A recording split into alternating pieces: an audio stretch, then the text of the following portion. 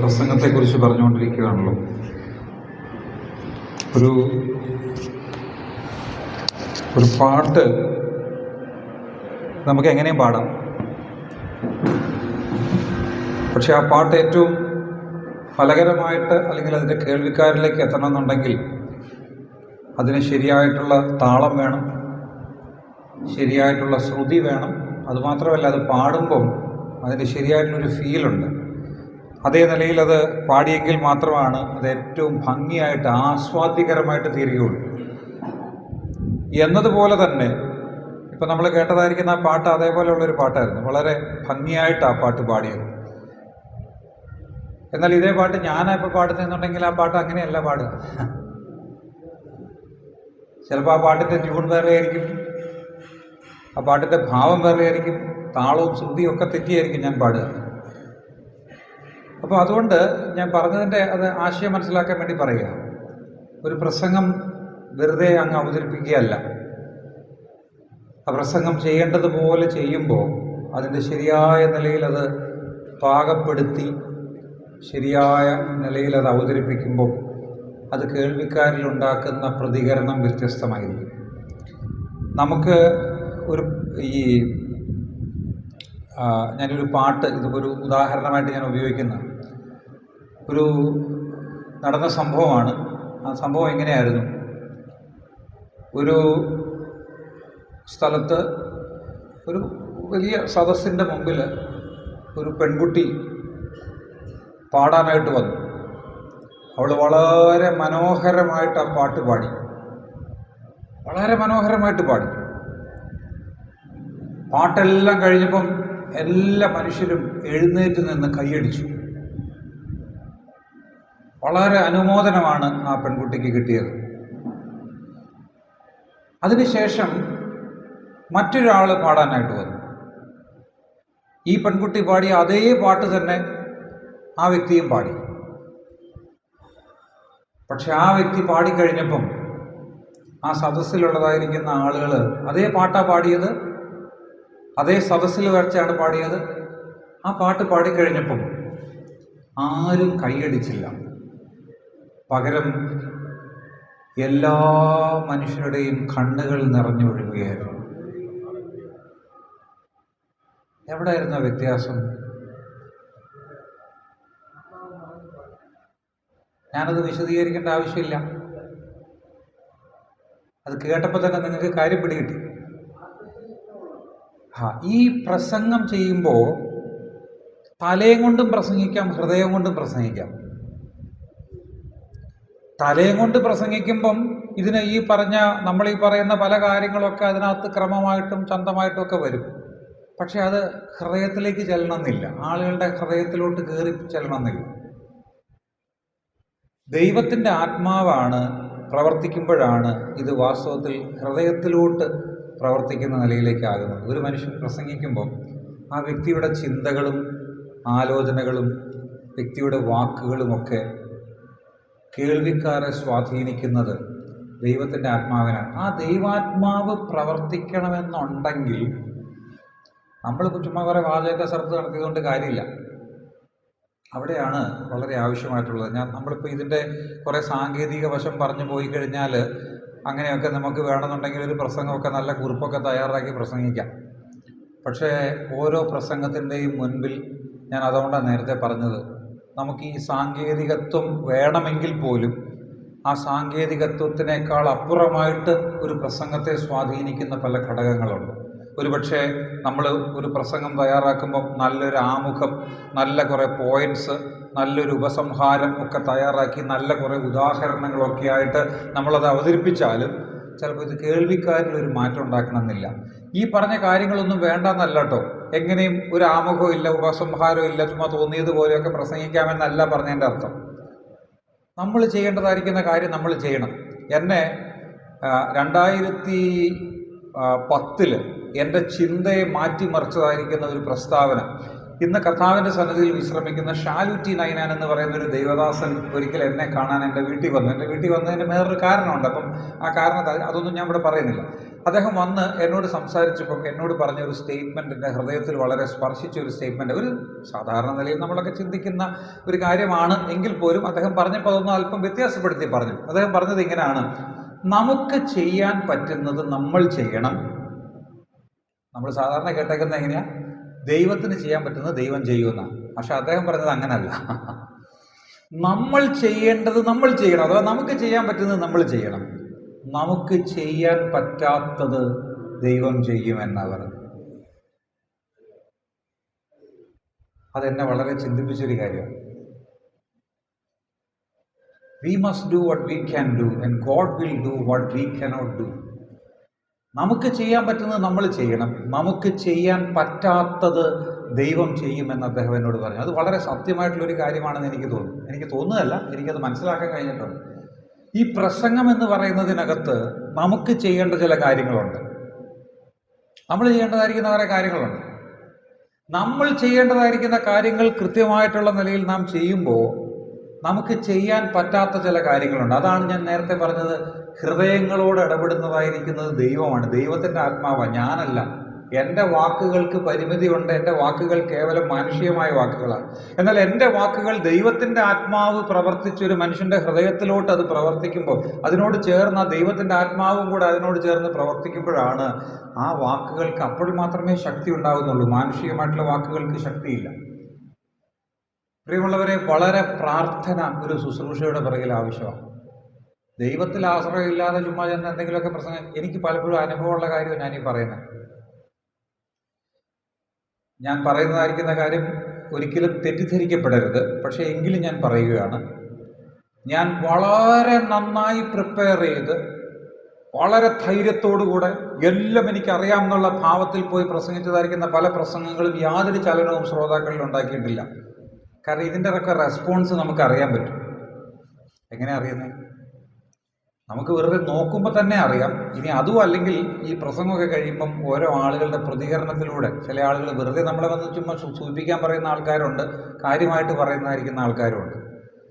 വർഷങ്ങൾ കഴിഞ്ഞതിന് ശേഷം നമ്മൾ സംസാരിച്ചതായിരിക്കുന്ന ആ പ്രസംഗത്തിലെ ചില വാചകങ്ങളും ചില ചിന്തകളും ചില ആളുകൾ എൻ്റെ അടുത്ത് വന്ന് ആവർത്തിച്ച് പറഞ്ഞിട്ടുണ്ട്. ബ്രദർ, ഇന്ന വർഷം ഇന്ന സ്ഥലത്ത് വന്ന് ഇന്നത് പ്രസംഗിച്ചതായിരിക്കുന്ന കാര്യം എൻ്റെ ഹൃദയത്തെ അന്ന് ഈ നിലയിൽ സ്പർശിച്ചതാണ്, ഈ ചിന്ത എൻ്റെ ഹൃദയത്തോട് ഇടപെട്ടതാണ് എന്ന് പറഞ്ഞിട്ടുള്ളതായിരിക്കുന്ന അനേക സന്ദർഭങ്ങൾ എനിക്കുണ്ടായിട്ടുണ്ട്. ഇനി അതിൻ്റെ മറുവശം കൂടെ ഞാൻ പറയാം. ഞാൻ വളരെ നല്ല തയ്യാറെടുപ്പൊക്കെ നടത്തി പറഞ്ഞാൽ വലിയ നന്നായിട്ടൊക്കെ പ്രിപ്പയർ ചെയ്തൊക്കെ പോയിട്ട് വലിയ പ്രയോജനപ്പെടാതിരിക്കുന്നതായിരിക്കുന്ന പല കാര്യങ്ങളുണ്ട്. അവിടെ എന്താ സംഭവിച്ചതെന്നറിയാമോ? അവിടെ നമ്മുടെ ഈ ധൈര്യം എന്നല്ല, അഹങ്കാരം എന്ന് വേണമെങ്കിൽ പറയാം. അതിന് നമ്മുടെ അഹങ്കാരം കൊണ്ട് നമ്മൾ ചിന്തിക്കും, ഞാനെല്ലാം റെഡിയാക്കിയിട്ടുണ്ട്, ഇനിയിപ്പോൾ വേറെ എന്താ വേണ്ടേ എന്നുള്ള നിലയിൽ പോയി പ്രസംഗിച്ചിട്ടുണ്ട്. പക്ഷേ മറുവശത്ത് ചില സന്ദർഭങ്ങളിൽ നമ്മൾ ഉദ്ദേശിച്ച്, ഞാൻ പിന്നെയും പറയുന്നു, തെറ്റിദ്ധരിക്കപ്പെടരുത്, നമ്മുടെ പ്രിപ്പറേഷനിൽ കുറവുണ്ടാകണം എന്നല്ല പറഞ്ഞതിൻ്റെ അർത്ഥം. ചില സന്ദർഭങ്ങളിൽ എൻ്റെ തയ്യാറെടുപ്പുകളിൽ കുറവുകൾ സംഭവിച്ചപ്പോൾ പോലും അങ്ങനെയുള്ളതായിരിക്കുന്ന സമയങ്ങളിൽ പലപ്പോഴും അമിതമായി ദൈവത്തിൽ, അമിതമായി എന്ന് ഞാൻ ഉദ്ദേശിക്കുന്നത് സാധാരണയിൽ കവിഞ്ഞ് എന്നുള്ള അർത്ഥത്തിലാണ്. അങ്ങനെ അമിതം എന്ന് പറയുന്നതൊന്നുമില്ല. സാധാരണയിൽ കവിഞ്ഞ് ദൈവത്തിൻ്റെ മുമ്പിൽ ഇരുന്ന്, കർത്താവേ, ഈ വിഷയത്തോടുള്ള ബന്ധത്തിൽ നീ പ്രവർത്തിക്കണം, ഈ ദൈവത്തിൻ്റെ വചനം ശരിയായിട്ടുള്ള നിലയിൽ ആളുകൾ ഉൾക്കൊള്ളുവാനും അത് മനസ്സിലാക്കാനായിട്ടും അത് അവരുടെ ജീവിതത്തിലൊരു രൂപാന്തരത്തിനും കാരണമാക്കണമേ എന്ന് ആത്മാർത്ഥമായിട്ട് ഹൃദയംഗമമായിട്ട് പ്രാർത്ഥിച്ചപ്പോൾ ദൈവം ആ നിലയിൽ എൻ്റെ ഭാഗത്തുണ്ടായ ബലഹീനതകളെ പോലും പരിഹരിച്ചുകൊണ്ട് ദൈവം ആ കാര്യങ്ങളെ പ്രവർത്തിച്ചത് എൻ്റെ ജീവിതത്തിൽ അനുഭവമായിട്ടുണ്ട്. അതുകൊണ്ട് എൻ്റെ പ്രിപ്പറേഷനിൽ കുറവ് വന്നിട്ട് ഞാൻ ദൈവത്തെ അങ്ങ് ആശ്രയിച്ചാൽ മതി എന്നല്ല ഞാൻ പറഞ്ഞതിൻ്റെ അർത്ഥം. അത് തെറ്റിദ്ധരിക്കരുത് എന്ന് ഞാൻ ആദ്യമേ തന്നെ പറഞ്ഞത്. എനിക്ക് ചെയ്യാൻ കഴിയുന്നത് ഞാൻ പൂർണ്ണമായിട്ടുള്ള നിലയിൽ ചെയ്തേ മതിയാവുകയുള്ളൂ. പക്ഷേ അതിനപ്പുറത്തേക്കുള്ള പ്രവൃത്തി ചെയ്യാനായിട്ട് എന്നെക്കൊണ്ട് സാധിക്കില്ല. അത് ചെയ്യാനായിട്ട് ദൈവത്തിന് മാത്രമേ കഴിയുകയുള്ളൂ. അവിടെയാണ് നാം ദൈവത്തിൽ ആശ്രയിക്കേണ്ടത്. അങ്ങനെ ആ നിലയിൽ ദൈവത്തിൽ ആശ്രയിച്ച് ഈ ശുശ്രൂഷകൾ ചെയ്യുമ്പോൾ തീർച്ചയായിട്ടും ദൈവം അതിൽ പ്രവർത്തിക്കുകയും അത് അനേകർക്ക് പ്രയോജനകരമായിട്ട് ദൈവം തീർക്കുകയും ചെയ്യുമെന്നുള്ളതിന് സംശയമില്ലാത്തതായിരിക്കുന്ന കാര്യമാണ്. നമ്മുടെ ഒന്നാമത്തെ പാഠം എന്ന് പറയുന്നത്, അഥവാ ഒന്നാമത്തെ ലെസൺ ഞാൻ പറഞ്ഞത് എന്താണ് പ്രസംഗം എന്നുള്ളതായിരുന്നു. വാട്ട് ഈസ് പ്രീച്ചിങ് എന്നുള്ളതാണ് നമ്മളിപ്പം ചിന്തിച്ചതായിരിക്കുന്ന ഒരു കാര്യം. അതിൽ പ്രസംഗത്തിൻ്റെ അനിവാര്യമായിട്ടുള്ള ഘടകങ്ങളാണ് നമ്മൾ ചിന്തിച്ചത്. ഒരു മനുഷ്യൻ അഥവാ പ്രസംഗകൻ ആവശ്യമാണ്, ഒരു സന്ദേശം ആവശ്യമാണ്, ഒരു രീതി ആവശ്യമാണ്, ഒരു പ്രേരണ ആവശ്യമാണ്, മാത്രമല്ല ഒരു ശരിയായ ഉൾക്കാഴ്ച, ഒരു ആജ്ഞ അല്ലെങ്കിൽ ഒരു കൽപ്പനയാണത് എന്നുള്ളത് മനസ്സിലാക്കി അതിനെ ആ നിലയിൽ ഉൾക്കൊള്ളുന്നതായിരിക്കുന്ന പരിശുദ്ധാത്മാവിൻ്റെ ഉള്ളതായിരിക്കുന്ന ആശ്രയമൊക്കെ അതിനകത്ത് വരുന്നതായിരിക്കുന്ന കാര്യമാണ്. അതാണ് ഉൾക്കാഴ്ച എന്നുള്ളത് കൊണ്ട് അർത്ഥമാക്കുന്നത്. ശരിയായ ഒരു ഉൾക്കാഴ്ചയോടുകൂടെ പോയി പ്രസംഗിച്ചെങ്കിൽ മാത്രമേ അത് ശരിയാവുകയുള്ളൂ. ഇനി ഞാൻ അടുത്ത 2 പാഠങ്ങളിലുള്ള കാര്യങ്ങൾ ഓടിച്ചങ്ങ് പറഞ്ഞു പോവുകയാണ്. നിങ്ങൾക്ക് നോട്ട് തരും, അന്നേരം നിങ്ങളത് വായിച്ചോ. ഇത് ഇപ്പം വിശദീകരിക്കേണ്ട കാര്യമൊന്നുമല്ല. രണ്ടാമത്തെ പാഠം എന്ന് പറയുന്നത് പ്രസംഗത്തിൻ്റെ ഉദ്ദേശം എന്നുള്ളതാണ്. The purpose of preaching. എന്തിനു വേണ്ടിയാണ് പ്രസംഗിക്കുന്നത്? ഞാൻ എൻ്റെ ആദ്യത്തെ ലെസണിൻ്റെ ഇടയ്ക്ക് തന്നെ പല കാര്യങ്ങൾ അതിനോടുള്ള ബന്ധത്തിൽ പറഞ്ഞു. എന്നാൽ ഈ പോയിന്റുകൾ മാത്രം ഞാനൊന്ന് ആവർത്തിക്കുന്നു എന്ന് മാത്രമേ ഉള്ളൂ. പ്രസംഗത്തിന് ദൈവത്തിൻ്റെ പദ്ധതിയിൽ പ്രത്യേകമായിട്ടുള്ള നിലയിലുള്ളൊരു ഉദ്ദേശമുണ്ട്. ദൈവം ഈ പ്രസംഗത്തിലൂടെയാണ് അനേകരെ രൂപാന്തരപ്പെടുത്തിക്കൊണ്ടിരിക്കുന്നത്. അതുകൊണ്ട് തന്നെ ആ ഉദ്ദേശം മനസ്സിലാക്കിക്കൊണ്ട് തന്നെ വേണം. ദൈവം എന്തിനാണ് ഈ പ്രസംഗം ദൈവമക്കളെ മാത്രമല്ല അനേകരെ ദൈവത്തെങ്കിലേക്ക് കൊണ്ടുവരാനായിട്ട് ദൈവം ഉപയോഗപ്പെടുത്തിക്കൊണ്ടിരിക്കുന്നത്? അതിനുവേണ്ടി പ്രസംഗം എന്തിനാണോ ദൈവം തിരഞ്ഞെടുത്തത്, അതേ ഉദ്ദേശം മനസ്സിലാക്കിക്കൊണ്ടാണ് നാം പ്രസംഗിക്കാനായിട്ട് ആവശ്യമുള്ളത്. ഓക്കെ, ഞാൻ പ്രസംഗത്തിൻ്റെ ഉദ്ദേശം എന്നുള്ളതിൻ്റെ അടിയിൽ 6 കാര്യങ്ങൾ പ്രധാനമായിട്ട് പറയാനായിട്ട് ആഗ്രഹിക്കുകയാണ്. അത് വിശദീകരിക്കുന്നില്ല, നിങ്ങൾ എഴുതിയെടുക്കണമെന്ന് എനിക്ക് നിർബന്ധമില്ല ഈ വിഷയം. കാര്യം ഞാൻ അടുത്ത ദിവസം നോട്ട് തരുമ്പം നിങ്ങൾക്കത് മനസ്സിലാക്കാനായിട്ട് കഴിയും. ഞാൻ വേഗത്തിൽ പറഞ്ഞു പോവുകയാണ്, വിശദീകരിക്കുന്നില്ല. ഇതിന് ഓരോന്നിനും ഇപ്പോൾ ഒരു സാങ്കേതികത്വം എന്നുള്ള നിലയിൽ പറയുമ്പോൾ തന്നെ ചില വിശദീകരണങ്ങൾ പറയുമ്പോൾ നിങ്ങളതിനെ ഈ ബൈബിൾ വാക്യങ്ങളോട് ചേർത്തൊന്നും ചിന്തിക്കാനായിട്ടൊന്നും ശ്രമിക്കേണ്ട. ചില പൊതുവായിട്ടുള്ള തത്വങ്ങളാണ് ഞാനിവിടെ പറയുന്നത്. ഒന്നാമത്തേത് പ്രസംഗത്തിൻ്റെ ഉദ്ദേശം. ഒന്നാമത്തേത് വിശ്വാസത്തെ നിർവചിക്കുന്നതിനാണ് പ്രസംഗം. Preaching is to define our faith. നമ്മുടെ വിശ്വാസത്തെ നിർവചിക്കുന്നതാണ്, അല്ലെങ്കിൽ അതിനു വേണ്ടിയിട്ടാണ് പ്രസംഗം എന്ന് പറയുന്നത്. ഞാൻ എന്ത് വിശ്വസിക്കുന്നു എന്നുള്ളത് അത് വെളിപ്പെടുത്തുന്നത്, അത് ഡിഫൈൻ ചെയ്യുന്നത് എൻ്റെ പ്രസംഗമാണ്. എൻ്റെ വിശ്വാസം എന്ത് വിശ്വാസമാണെന്നുള്ളത് ഞാൻ മറ്റുള്ളവരെ അറിയിക്കുന്നത് എങ്ങനെയാണ്? എനിക്ക് ചുമ്മാ കൈയും കാലും കാണിച്ചിട്ടൊന്നും എൻ്റെ വിശ്വാസം എങ്ങനെയാണെന്നുള്ളത് മറ്റുള്ളവരെ അറിയിക്കാൻ പറ്റില്ല. എൻ്റെ മുഖഭാവത്തിലൂടെ ചെയ്യാൻ പറ്റില്ല. അത് പ്രസംഗത്തിലൂടെ മാത്രമേ സാധിക്കുകയുള്ളൂ. അത് വളരെ വ്യക്തമായിട്ട് നാം മനസ്സിലാക്കേണ്ട ഒരു കാര്യമാണ്. പ്രസംഗത്തിൻ്റെ വളരെ പ്രധാനപ്പെട്ടതായിരിക്കുന്ന ഉദ്ദേശങ്ങളിൽ ഒന്നാണ് ഈ തിരുവഴുത്തിലുള്ളതായിരിക്കുന്ന സത്യങ്ങളെ വെളിപ്പെടുത്തുക എന്നുള്ളത്. എൻ്റെ വിശ്വാസം അങ്ങനെയാണ് വ്യക്തമായിട്ടുള്ള നിലയിൽ എനിക്ക് മറ്റുള്ളവരെ ബോധ്യപ്പെടുത്താനായിട്ട് കഴിയുക. രണ്ടാമത്തെ ഉദ്ദേശം, പ്രസംഗത്തിൻ്റെ ഉദ്ദേശം എന്ന് പറയുന്നത് വിശ്വാസത്തെ പ്രതിരോധിക്കുന്നതിന് വേണ്ടിയിട്ടാണെന്നുള്ളതാണ്. Preaching is to defend my faith or our faith. എന്താ ഡിഫെൻഡ് ചെയ്യുക, പ്രതിരോധിക്കുക എന്ന് പറഞ്ഞാൽ അതിൻ്റെ അർത്ഥം എൻ്റെ വിശ്വാസത്തെ ഒരു തരത്തിൽ പറഞ്ഞാൽ ഞാൻ സംരക്ഷിക്കുന്നതും പ്രസംഗത്തിലൂടെയാണ്. നീ പഠിച്ചും കേട്ടും എന്നിൽ നിന്ന് കേട്ടതും അതിൽ നിലനിൽക്കാനായിട്ട് പൗലോസ് തിമോത്തിയോസിനെ ഉപദേശിക്കുന്നുണ്ട്. നേരത്തെ പറഞ്ഞതുപോലെ കേൾക്കുന്നവരെ മറിച്ച് കളയുന്ന നിലയിലുള്ള വാഗ്വാദങ്ങളിൽ ഏർപ്പെടുക എന്നതല്ലതാ, മറിച്ച് കേൾക്കുന്നവരെ ഉറപ്പിച്ചു നിർത്തുന്നതായിരിക്കുന്ന കാര്യമാണ്. എൻ്റെ വിശ്വാസത്തെ മറ്റുള്ളവൻ ചോദ്യം ചെയ്യുമ്പോൾ, ഒരു വ്യക്തി എന്നിലുള്ളതായിരിക്കുന്ന വിശ്വാസത്തെയോ അല്ലെങ്കിൽ എന്നിലുള്ളതായിരിക്കുന്ന പ്രത്യാശയെക്കുറിച്ച് ചോദിക്കുമ്പോൾ അവനോട് സൗമ്യതയും, അതുപോലെ തന്നെ നമ്മൾ 1 പത്രോസ് 3:15 വായിക്കുന്ന എന്താ, ഭയഭക്തിയും പൂണ്ട്, അല്ലേ? സൗമ്യതയും ഭയഭക്തിയും പൂണ്ട് പ്രത്യുത്തരം പറയാനായിട്ട് ഒരുങ്ങി നിൽക്കണമെന്നാണ് നമ്മളോട് പറയുന്നത്. ആ വാക്യം നിങ്ങൾ വായിച്ചിട്ടില്ലേ? 1 പത്രോസ് 3:15 വായിച്ച്, നിങ്ങളിലുള്ള പ്രത്യാശയെക്കുറിച്ച് ന്യായം ചോദിക്കുന്ന ഏവനോടും എന്ന് പറഞ്ഞ് തുടങ്ങുന്ന വാക്യം.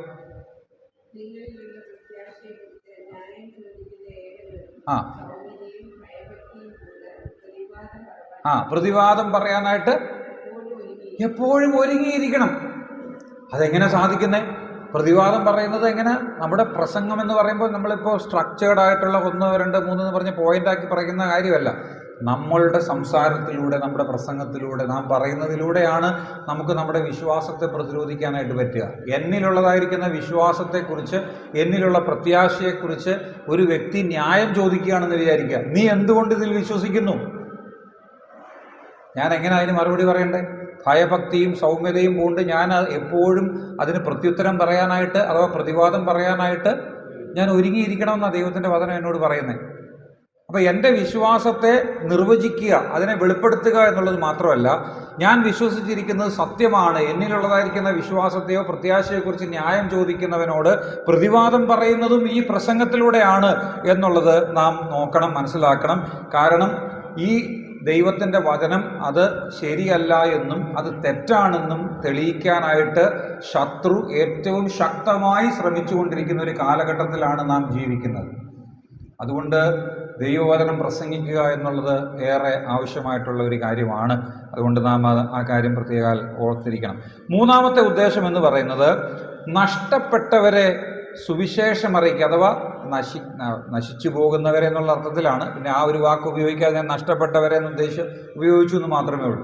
നശിച്ചു പോകുന്നവരെ അഥവാ നഷ്ടപ്പെട്ടവരെ രക്ഷിക്കുക എന്നുള്ളത് പ്രസംഗത്തിൻ്റെ മറ്റൊരു ലക്ഷ്യമാണ്. Preaching is to evangelise the lost.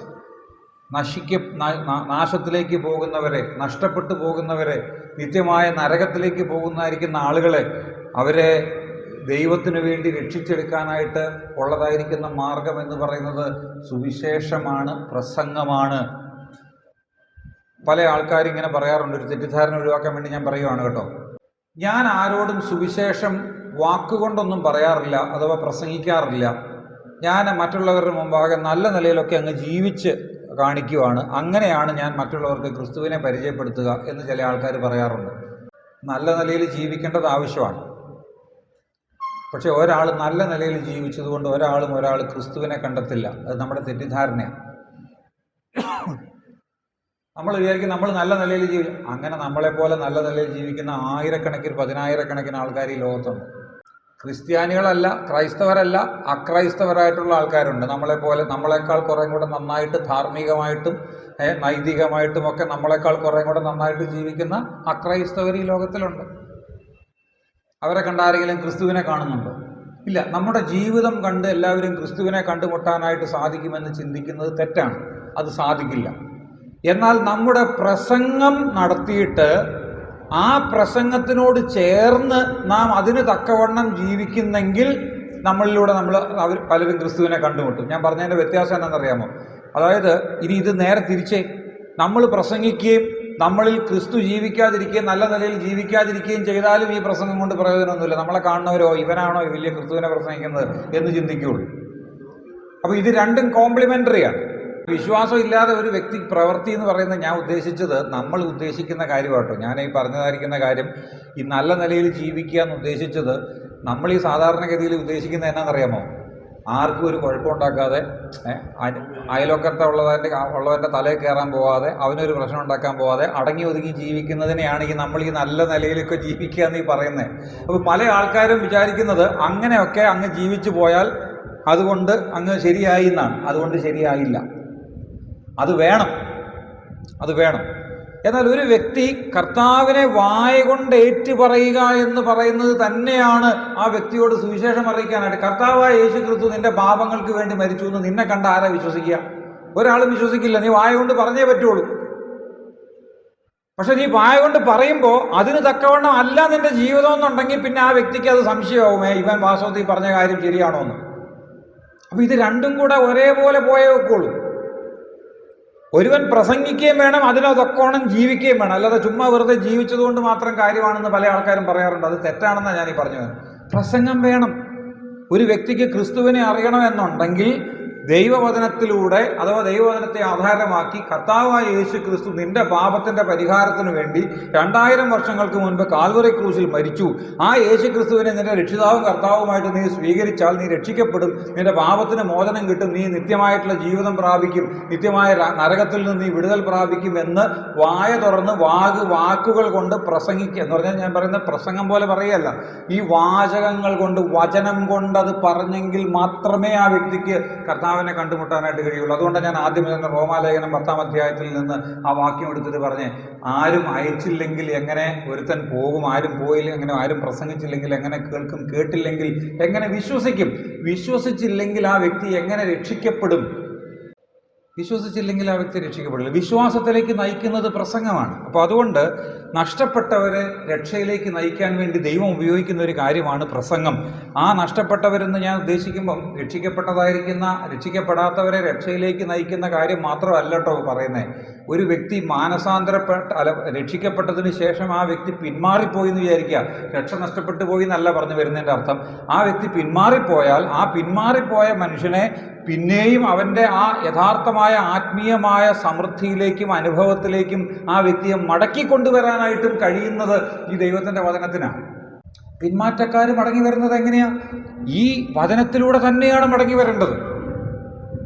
അപ്പോൾ അനേകരെ ആ നിലയിലുള്ള കാര്യങ്ങളിലേക്ക് മടക്കി വരുത്താനായിട്ട് കഴിയും. നാലാമത്തെ കാര്യം ആ നിലയിൽ പറയുന്ന ഒരു കാര്യമാണ്. നാലാമത്തെ ഉദ്ദേശം എന്ന് പറയുന്നത് പാപം ചൂണ്ടിക്കാണിക്കുന്നതിനാണ് പ്രസംഗം എന്ന് പറയുന്നത്. Preaching is to point out sin.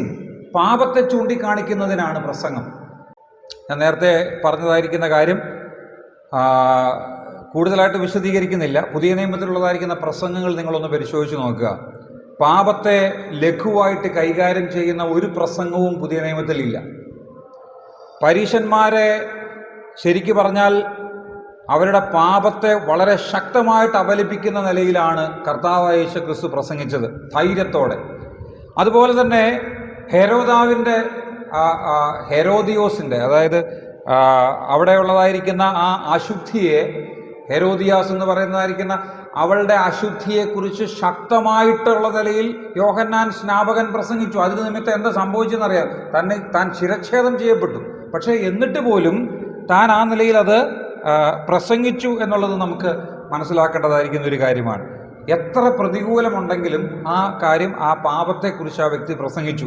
മാത്രമല്ല, യഹൂദന്മാരായിട്ടുള്ള ആളുകൾ ചെയ്തതായിരിക്കുന്ന കുറ്റത്തെ പത്രോസ് ചൂണ്ടിക്കാണിച്ചു.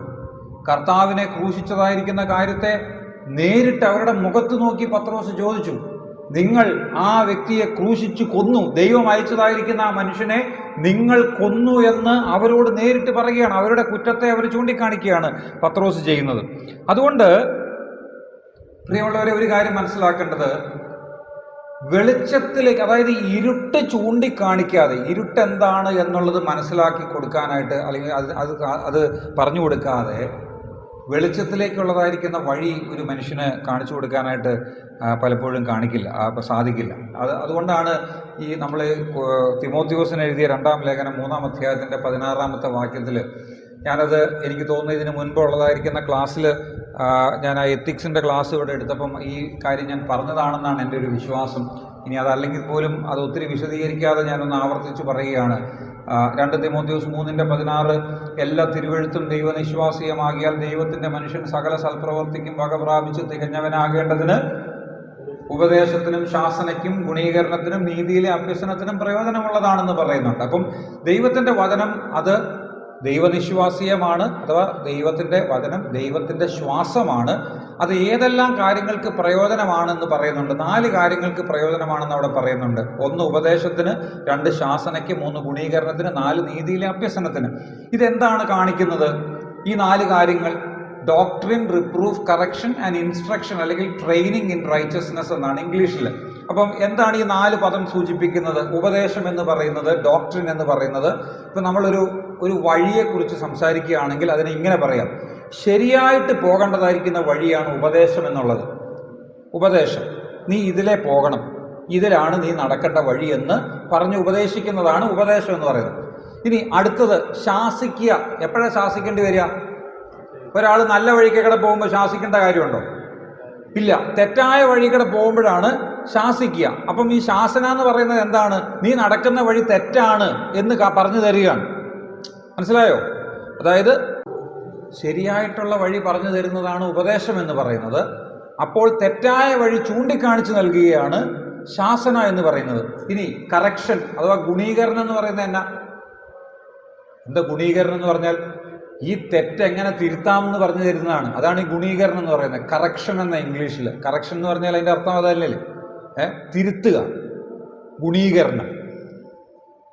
ഇത് ശരിയായ വഴിയാണ്, ഇത് തെറ്റായ വഴിയാണ്. ഈ തെറ്റായ വഴിയിൽ നിന്ന് എങ്ങനെ ശരിയായ വഴിയിലേക്ക് മടങ്ങി വരാമെന്ന് പറഞ്ഞു തരുന്നതാണ് ഈ കറക്ഷൻ എന്ന് പറയുന്നത്. ശരിയായ വഴി, തെറ്റായ വഴി, ഇനി നീ തെറ്റായ വഴി കൂടെയാണ് നടക്കുന്നതെങ്കിൽ എങ്ങനെ നിനക്ക് ശരിയായ വഴിയിലേക്ക് മടങ്ങി വരാം. അതാണ് ഗുണീകരണം. ഇനി നാലാമത്തേത് എന്താണ്? നീതിയിലെ അഭ്യാസം. മലയാളത്തിൽ നീതിയിലെ അഭ്യസനം എന്നുള്ളതാണ് ശരിക്കും ഇൻസ്ട്രക്ഷൻ അഥവാ ട്രെയിനിങ് ഇൻ റൈച്ചസ്നെസ് എന്ന ഇംഗ്ലീഷിൽ. നീതിയിലെ അഭ്യസനമാണ്. എന്താണ് അത് പറയുന്നതെന്ന് അറിയാമോ?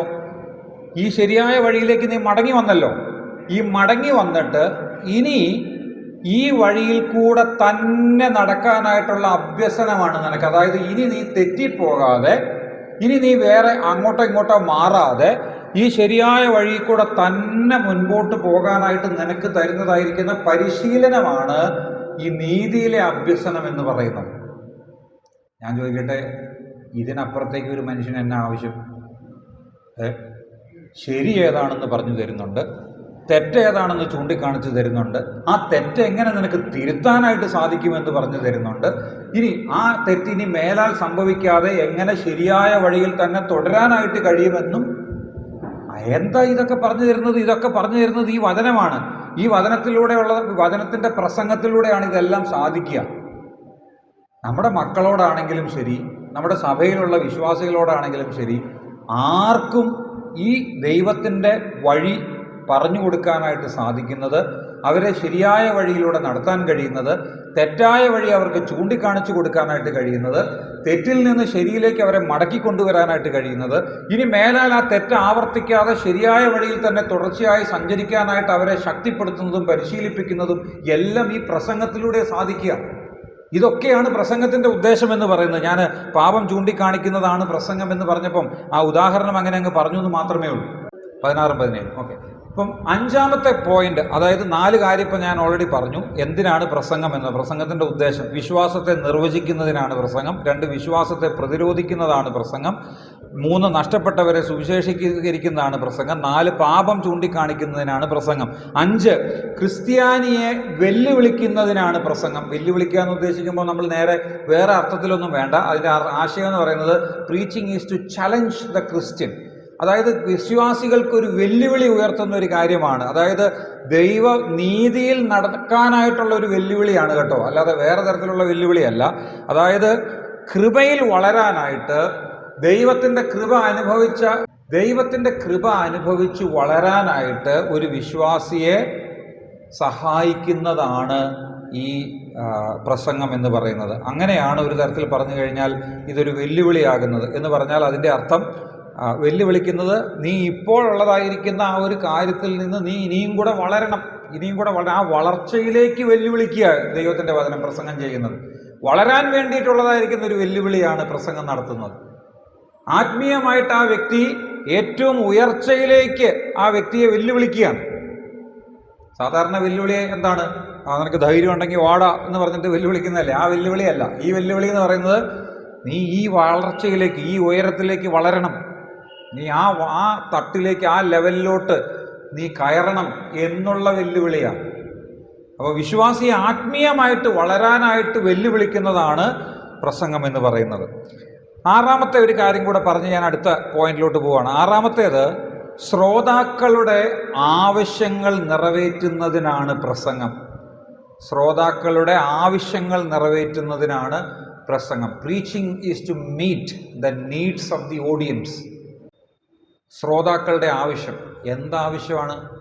നമുക്ക് പലതരത്തിലുള്ള ആവശ്യങ്ങളുണ്ട് അല്ലേ? ശാരീരികമായ ആവശ്യമുണ്ട്, ആത്മീയമായിരിക്കുന്ന ആവശ്യങ്ങളുണ്ട്, സാമ്പത്തികമായിരിക്കുന്ന ആവശ്യങ്ങളുണ്ട്, മാനസികമായിട്ടുള്ള ആവശ്യങ്ങളുണ്ട്. ഇങ്ങനെ പലതരത്തിലുള്ളതായിരിക്കുന്ന ആവശ്യങ്ങളുണ്ട്.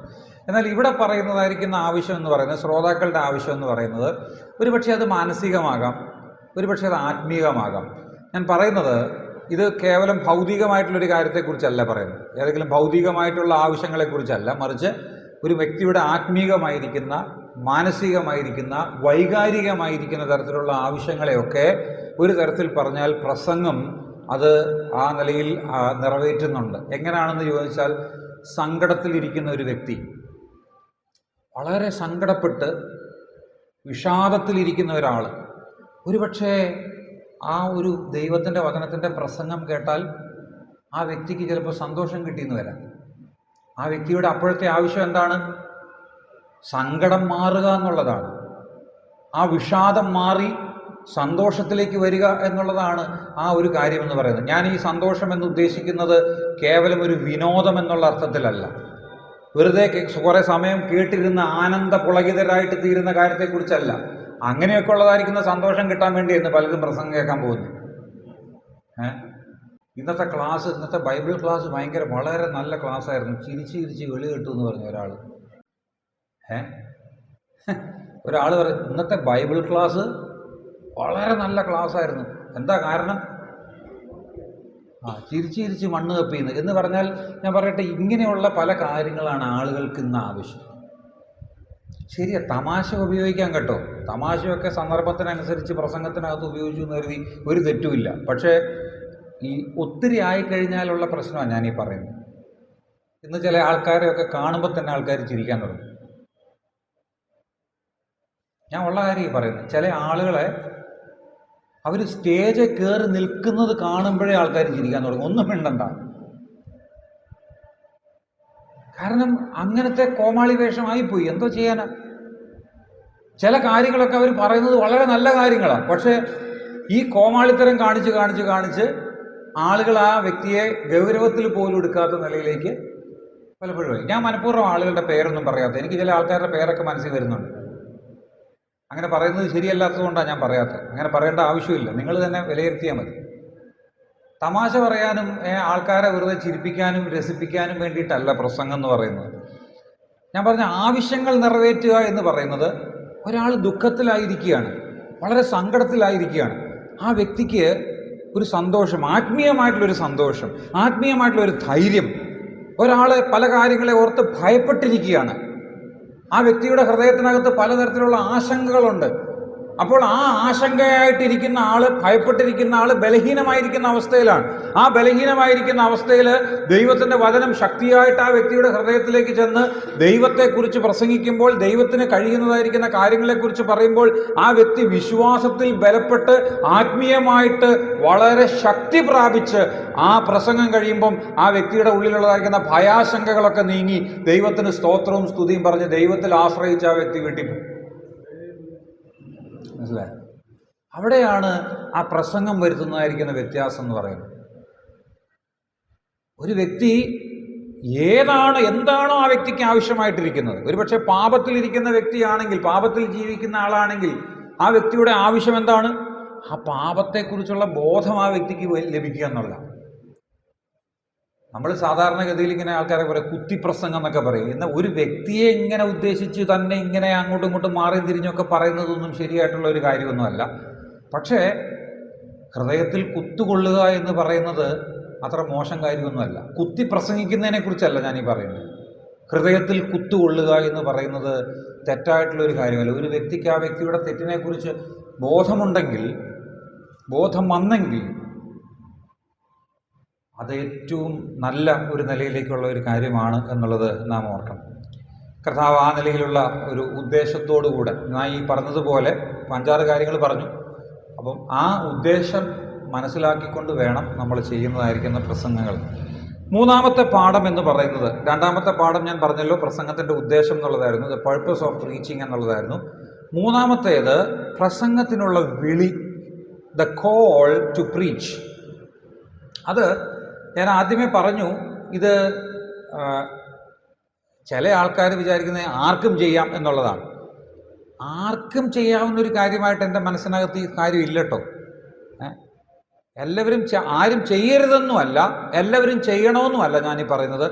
പ്രസംഗം എന്ന് പറയുന്നതായിരിക്കുന്ന ഈ കാര്യവും നമ്മൾ സാധാരണഗതിയിൽ ഇരുന്ന് സംസാരിക്കുന്നതും തമ്മിൽ വ്യത്യാസമുണ്ട്. നമ്മൾ പറഞ്ഞ് അങ്ങോട്ടും ഇങ്ങോട്ടും ഒരാളെ ഇപ്പോൾ വിളിച്ചിരുത്തി, ഇപ്പോൾ എൻ്റെ മോനെയോ മോളെയോ അല്ലെന്നുണ്ടെങ്കിൽ എനിക്ക് കുഞ്ഞുങ്ങളെ വിളിച്ചിരുത്തിയിട്ട് ആ കുഞ്ഞുങ്ങളോട് ദൈവത്തിൻ്റെ വചനം പറഞ്ഞു കൊടുക്കുന്നതിന് പ്രസംഗം എന്നല്ല പറയുക. ഇപ്പോൾ നിങ്ങൾ ആരെങ്കിലും ഒരാൾ ഇവിടെ ഒരു കസേര എടുത്തിട്ടേച്ച് അതിന് ചുറ്റും ഒരു 3-4 പേരെ ഇരുത്തി അവിടെ ഇരുന്നുകൊണ്ട് ഇങ്ങനെ സംസാരിച്ചുകൊണ്ടിരിക്കുന്നത്, ആ വ്യക്തി, ആ സഹോദരൻ ആ കുഞ്ഞുങ്ങളോട് പ്രസംഗിക്കുക എന്നാരെങ്കിലും പറയുമോ? ഇല്ല. അദ്ദേഹം ആ കുഞ്ഞുങ്ങളോട് സംസാരിക്കുക അല്ലെങ്കിൽ എന്തെങ്കിലും വചനം പങ്കുവെക്കുകയാണ് എന്നേ പറയുള്ളൂ, അല്ലാണ്ട് പ്രസംഗിക്കുക എന്ന് പറയാറില്ല. പ്രസംഗം എന്ന് പറയുന്നത് വേറൊരു കാര്യമാണ്. പ്രസംഗം എന്ന് പറയുന്നത് ഒരു സദസ്സിൻ്റെ മുൻപാകെ നിന്ന് ആ വ്യക്തി മാത്രമായിട്ട് നിന്ന് ആ ദൈവത്തിൻ്റെ വചനം ആധികാരികമായിട്ട് സംസാരിക്കുന്നതിനാണ് പ്രസംഗം എന്ന് പറയുക. പക്ഷേ ഈ പ്രസംഗത്തിൻ്റെ തത്വം സാധാരണ നമ്മുടെ സംസാരങ്ങളിൽ പോലും പ്രയോഗത്തിൽ കൊണ്ടുവരാം. അതുകൊണ്ട് നമ്മൾ ഈ പറയുന്നതായിരിക്കുന്ന ഈ ക്ലാസ് ഇവിടെ ഇരിക്കുന്ന ആൾക്കാരും പ്രസംഗിക്കുന്നവരല്ലെങ്കിൽ പോലും പല കാര്യങ്ങൾ നമ്മൾ ഈ പഠിക്കുന്നത് ആ നിലയിലുള്ള പല സംസാരത്തിലും ദൈവവചനം പങ്കുവെക്കുന്നതിലൊക്കെ പ്രയോജനപ്പെടുത്താനായിട്ട് സാധിക്കും. സൺഡേ സ്കൂളിൽ ക്ലാസ് എടുക്കുന്നു, ബൈബിൾ ക്ലാസ് എടുക്കുന്നു. ബൈബിൾ ക്ലാസ് എടുക്കുന്നതും ഒരു പ്രസംഗമല്ല. ബൈബിൾ ക്ലാസ്സും പ്രസംഗവും രണ്ടും വ്യത്യാസമുണ്ട്. പക്ഷേ അപ്പോഴും ഒരു പഠിപ്പിക്കലാണത്. ഒരു തരത്തിൽ പറഞ്ഞാൽ ദൈവവചനത്തിൻ്റെ ഒരു ആധികാരികമായിട്ടുള്ള നിലയിലുള്ള ഒരു പഠിപ്പിക്കലെന്നോ ഉപദേശം എന്നൊക്കെ വേണമെങ്കിൽ പറയാം. അതും ഒരു പ്രസംഗത്തിൻ്റെ രൂപമാണ്. എന്നാലും അതല്ല നമ്മളിവിടെ പറയുന്നത്. നമ്മളിവിടെ പറയുന്നത് കൂടുതലും ഒരു സന്ദേശം എന്നുള്ള നിലയിൽ നമ്മൾ സാധാരണ പ്രസംഗിക്കുകയോ ഒക്കെ ചെയ്യുന്ന ആ ഒരു കാര്യത്തോടുള്ള ബന്ധത്തിലാണ് പറയുന്നത്. അതാണ് നമ്മളിപ്പോൾ ഇവിടെ വന്നതായിരിക്കുന്ന ഒരു കാര്യം. അത് എല്ലാ ആളുകൾക്കും അങ്ങനെ പ്രസംഗിക്കാനായിട്ടുള്ള ഒരു വിളിയില്ല. വ്യക്തിപരമായിട്ട് ദൈവത്തിൻ്റെ വചനം പങ്കുവെക്കാനായിട്ട് പ്രത്യേകിച്ച് വിളിയൊന്നും ആവശ്യമില്ല. വിളി ആവശ്യമുണ്ട്. രക്ഷിക്കപ്പെട്ടതായിരിക്കുന്ന ആൾക്കാർക്ക് മാത്രമേ അത് സാധിക്കുകയുള്ളൂ, അല്ലെങ്കിൽ അത് ചെയ്യാൻ പാടുള്ളൂ. ആ വിളി എന്ന് പറഞ്ഞാൽ രക്ഷിക്കപ്പെടാനായിട്ട് രക്ഷയ്ക്കായിട്ടുള്ള വിളിയാണ്, അല്ലാതെ ശുശ്രൂഷയ്ക്ക് വേണ്ടിയിട്ടുള്ളതായിരിക്കുന്ന ഒരു വിളിയല്ല. സുവിശേഷം പങ്കുവെക്കാനായിട്ട് ഒരാളോട് സുവിശേഷം പറയാനായിട്ട് ദൈവം എന്നോട് പ്രത്യേകമായിട്ടത് പറഞ്ഞില്ല എന്നൊന്നും പറയേണ്ട കാര്യമൊന്നുമില്ല. പക്ഷെ ചിലരെ ദൈവത്തിൻ്റെ വചനത്തിൻ്റെ ശുശ്രൂഷയ്ക്കായിട്ട് ദൈവം സഭയിൽ എഴുന്നേൽപ്പിച്ചിട്ടുണ്ട്. ആദിമകാലം മുതൽ നമ്മൾ എടുത്താൽ അപ്പോസ്തലന്മാർ, പ്രവാചകന്മാർ, പിന്നെ അതിൻ്റെ താഴോട്ട് പറഞ്ഞാൽ സുവിശേഷകന്മാർ, ഉപദേഷ്ടാക്കന്മാർ, സഭയിലെ മൂപ്പന്മാർ, ഇടയന്മാർ, ഇങ്ങനെയുള്ളതായിരിക്കുന്ന ഒത്തിരി പേര് അവിടെ അത് കാണാനായിട്ട് കഴിയും. ഞാൻ വ്യക്തിപരമായിട്ടുള്ള നിലയിൽ ഇതിനെ കുറിച്ച് പറയുമ്പോൾ ഞാൻ പൂർണ്ണമായിട്ടും വിശ്വസിക്കുന്ന ഒരു കാര്യം, ഇന്ന് അപ്പോസ്തലന്മാരും പ്രവാചകന്മാരും ആ നിലയിൽ, അതായത് വേദപുസ്തകത്തിൽ കാണപ്പെടുന്ന അതേ ആശയത്തിൽ ഇന്നില്ല എന്നുള്ള നിലയിൽ ചിന്തിക്കുന്ന ഒരാളാണ് ഞാൻ. അത് വ്യത്യസ്തമായിട്ടുള്ള ചിന്താഗതികളൊക്കെ ഉണ്ടാവും, അതൊക്കെ അവിടെ നിൽക്കട്ടെ, നമ്മുടെ വിഷയം അതല്ല. എന്നാൽ ഇന്ന് ദൈവത്തിൻ്റെ സഭയെ ശുശ്രൂഷിക്കാനായിട്ട് ദൈവത്തിൻ്റെ സഭയിൽ ഇടയന്മാരുണ്ട്. നമ്മൾ അവരെ മൂപ്പന്മാരെന്നോ പാസ്റ്റേഴ്സെന്നോ ഒക്കെ ഏതൊക്കെ പേരിട്ട് വിളിച്ചാലും, ഇടയന്മാരെന്നൊക്കെ ഏത് പേരിട്ട് വിളിച്ചാലും, ദൈവസഭയെ പരിപാലിക്കാനായിട്ട്, അത് ആടുകളെ പരിപാലിക്കാനായിട്ട് ദൈവം എഴുന്നേൽപ്പിച്ചിട്ടുള്ളതാണ് ഇടയന്മാരെ, അഥവാ ശുശ്രൂഷകന്മാർ. സുവിശേഷകന്മാരുണ്ട്, ഉപദേഷ്ടാക്കന്മാരുണ്ട്. ഈ മൂന്ന് കൂട്ടങ്ങളെയും ഇന്ന് ഉറപ്പായിട്ട് നമ്മൾ കാണാനായിട്ട് കഴിയുന്ന കാര്യമാണ്. ഉപദേഷ്ടാക്കന്മാരുണ്ട്, ദൈവത്തിൻ്റെ വചനം ആധികാരികമായിട്ട് ഉപദേശിക്കാനായിട്ട് ദൈവം ഏർപ്പെടുത്തിയിട്ടുള്ള ആളുകളാണ്. ഇടയന്മാരുണ്ട്, ദൈവസഭയെ ചുമതലപ്പെടുത്തിയിട്ടുള്ളതായിരിക്കും, ദൈവസഭയെ പരിപാലിക്കാനായിട്ട് ദൈവം എഴുന്നേൽപ്പിച്ചിട്ടുള്ള ഇടയന്മാരുണ്ട്. ദൈവം അവരെ പ്രത്യേകമായിട്ട് ആ ശുശ്രൂഷയ്ക്ക് വേണ്ടി വിളിച്ചിട്ടുള്ളതാണ്. മാത്രമല്ല സുവിശേഷകന്മാരുണ്ട്. ആ സുവിശേഷകന്മാരെന്ന് പറയുന്നത് ഒരു തരത്തിൽ പറഞ്ഞാൽ കേവലം സുവിശേഷം അറിയിക്കുന്നവർ മാത്രമല്ല. ഞാനത് ഇപ്പോൾ നമ്മുടെ വിഷയം അല്ലെങ്കിൽ പോലും ഞാൻ പറഞ്ഞു പോവുകയാണ്. ഞാൻ സുവിശേഷകൻ എന്നുള്ളതായിരിക്കുന്ന വാക്കുകൊണ്ട് ഉദ്ദേശിക്കുന്നത് കേവലം സുവിശേഷ പ്രവർത്തനത്തിൽ ഏർപ്പെടുന്ന ഒരാളെന്നുള്ള അർത്ഥത്തിലല്ല, മറിച്ച് ദൈവസഭ, അതായത് പ്രാദേശിക സഭാ സ്ഥാപനത്തിനു വേണ്ടി ദൈവം തിരഞ്ഞെടുത്ത് അയക്കുന്നതായിരിക്കുന്ന വ്യക്തിയാണ് സുവിശേഷകൻ എന്നുള്ള നിലയിൽ ഞാൻ പുതിയ നിയമത്തിൽ നിന്ന് മനസ്സിലാക്കുന്നത്. ഞാൻ മനസ്സിലാക്കുന്നതെന്ന് പറയുമ്പോൾ ദൈവത്തിൻ്റെ വചനത്തിൻ്റെ അടിസ്ഥാനത്തിൽ തന്നെയാണ് ഞാനത് പറയുന്നത്. ദൈവസഭയുടെ സ്ഥാപനത്തിന് വേണ്ടി, അതായത് സ്ഥലം സഭാ സ്ഥാപനത്തിന് വേണ്ടി ദൈവം എഴുന്നേൽപ്പിച്ച് അയക്കുന്നതായിരിക്കുന്ന ആളുകളാണ്. അപ്പോൾ അങ്ങനെയുള്ള ആളുകളെയാണ് സുവിശേഷം എന്ന് പറയുന്നത്. സുവിശേഷം അറിയിക്കാനായിട്ട് എല്ലാ വിശ്വാസികൾക്കും ഉത്തരവാദിത്വമുണ്ട്. അപ്പോൾ ഈ സുവിശേഷകനാണെങ്കിലും ശരി, ഇടയനാണെങ്കിലും ശരി, അഥവാ ഉപദേഷ്ടാവാണെങ്കിലും ദൈവത്തിൻ്റെ വചനം ആധികാരികമായിട്ട് മറ്റുള്ളവർക്ക് പറഞ്ഞു കൊടുക്കാനായിട്ട് ഉത്തരവാദിത്തപ്പെട്ടതായിരിക്കുന്ന ആളുകളാണ്. ഇനി ഇവർ മൂന്ന് പേരും അല്ലെങ്കിൽ പോലും അത് ഒരു ദൈവത്തിൻ്റെ ഒരു പ്രത്യേകമായിരിക്കുന്ന വിളിയാണ്. ഉപദേഷ്ടാവായിരിക്കാനായിട്ട് ദൈവത്തിൻ്റെ വിളിയുണ്ട്. ഇടയനായിട്ടിരിക്കാൻ, അഥവാ ഒരു പാസ്റ്ററായിട്ടിരിക്കാനായിട്ട് അല്ലെങ്കിൽ മൂപ്പനായിട്ടിരിക്കാനായിട്ട് ദൈവത്തിൻ്റെ ഒരു വിളിയുണ്ട്. അതുപോലെ തന്നെ സുവിശേഷകനായിട്ടിരിക്കാനായിട്ട് ദൈവത്തിൻ്റെ വിളിയുണ്ട്. ഇത് മൂന്നും അല്ലെങ്കിൽ പോലും ദൈവത്തിൻ്റെ വചനം വളരെ നന്നായി പഠിച്ച് ഭംഗിയായിട്ട് അത് ഗൗരവത്തോടുകൂടെ കൈകാര്യം ചെയ്യാനായിട്ട് അറിയാവുന്ന സഹോദരന്മാർ സഭയ്ക്കകത്തുണ്ട്.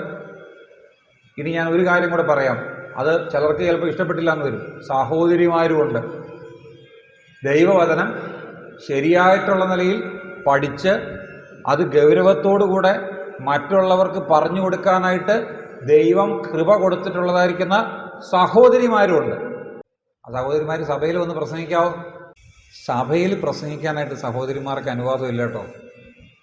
നമ്മുടെ വിഷയമല്ല, നിങ്ങളത് വേറെ ഏതെങ്കിലും വിഷയത്തിലൊക്കെ നിങ്ങൾ പഠിക്കുന്നുണ്ടാവും. സഹോദരിമാരെ അങ്ങനെ കൃപ തന്ന് ദൈവം എഴുന്നേൽപ്പിച്ചിട്ടുണ്ടെന്ന് ഞാൻ പറയുമ്പോൾ സഹോദരിമാർക്ക് ഈ ശുശ്രൂഷ ചെയ്യാൻ പറ്റുന്നതായിരിക്കുന്ന ചില സ്ഥലങ്ങളുണ്ട്. അതെവിടെയാ? സഹോദരിമാരുടെ ഇടയിൽ, അല്ലെ കുട്ടികളുടെ ഇടയിൽ, എന്തെല്ലാം തരത്തിലുള്ളതായിരിക്കുന്ന സ്ഥലങ്ങൾ ആ വിഷയത്തോടുള്ള ബന്ധത്തിൽ, അല്ലെ ഏതെല്ലാം സാഹചര്യങ്ങൾ, ചെറുപ്പക്കാരോടോ പ്രായമുള്ളവരോടോ മറ്റുള്ളതായിരിക്കുന്ന ആൾക്കാരോടോ നമ്മൾ ഈ ചില കാര്യങ്ങളോടുള്ള ബന്ധത്തിൽ കുറച്ച് ആവശ്യമില്ലാത്തതായിരിക്കുന്ന ചില നിയന്ത്രണങ്ങളും കാര്യങ്ങളൊക്കെ ഏർപ്പെടുത്തിയതുകൊണ്ട് പലപ്പോഴും സഹോദരിമാർക്ക് അവരുടെ ശുശ്രൂഷകളെക്കുറിച്ച് അവർക്ക് എന്തൊക്കെ സാധിക്കും എന്നുള്ളതിനെക്കുറിച്ച് അവർക്ക് തന്നെ ഒരു ബോധമില്ലാത്തൊരവസ്ഥ വന്നിട്ടുണ്ട്. എന്തെങ്കിലും കട്ടിയായിട്ടുള്ള വിഷയങ്ങൾ, ഉപദേശ വിഷയങ്ങളോ അല്ലെങ്കിൽ തിയോളജിക്കൽ വിഷയങ്ങളൊക്കെ പഠിപ്പിക്കണം എന്നുണ്ടെങ്കിൽ ഉടനെ അവർ ചിന്തിക്കും, ഇത് നമ്മളെ കൊണ്ടൊന്നും പറ്റില്ല, ഇതിന് വല്ല സഹോദരന്മാരെ ആരെങ്കിലും വിളിച്ചാലേ പറ്റുള്ളൂ. എന്നാൽ ഞാനൊരു കാര്യം പറയട്ടെ, എത്ര സഹോദരിമാർ നമ്മുടെ ഇടയിൽ എന്ന് പറയുമ്പോൾ ഈ ക്രൈസ്തവ ഗോളത്തിൽ ഏത് സഭയാകട്ടെ വളരെ ഉന്നതമായിട്ടുള്ള നിലയിലുള്ള സ്ഥാപനങ്ങളുടെയൊക്കെ പ്രിൻസിപ്പൾമാരായിട്ടും HOD ആയിട്ടും അല്ലെങ്കിൽ ചില CEO-മാരായിട്ടും ഒക്കെ ഇരുന്ന് അവരുടെ ലോകപരമായിട്ടുള്ള നിലയിലുള്ള അറിവും പ്രാഗൽഭ്യവും ഒക്കെ വളരെ വ്യക്തമായിട്ട് തെളിയിച്ചിട്ടുള്ളവരാണ്. അവർക്കാണോ ഒരു വിഷയം പഠിക്കാനായിട്ട് പറ്റില്ലാത്തത്?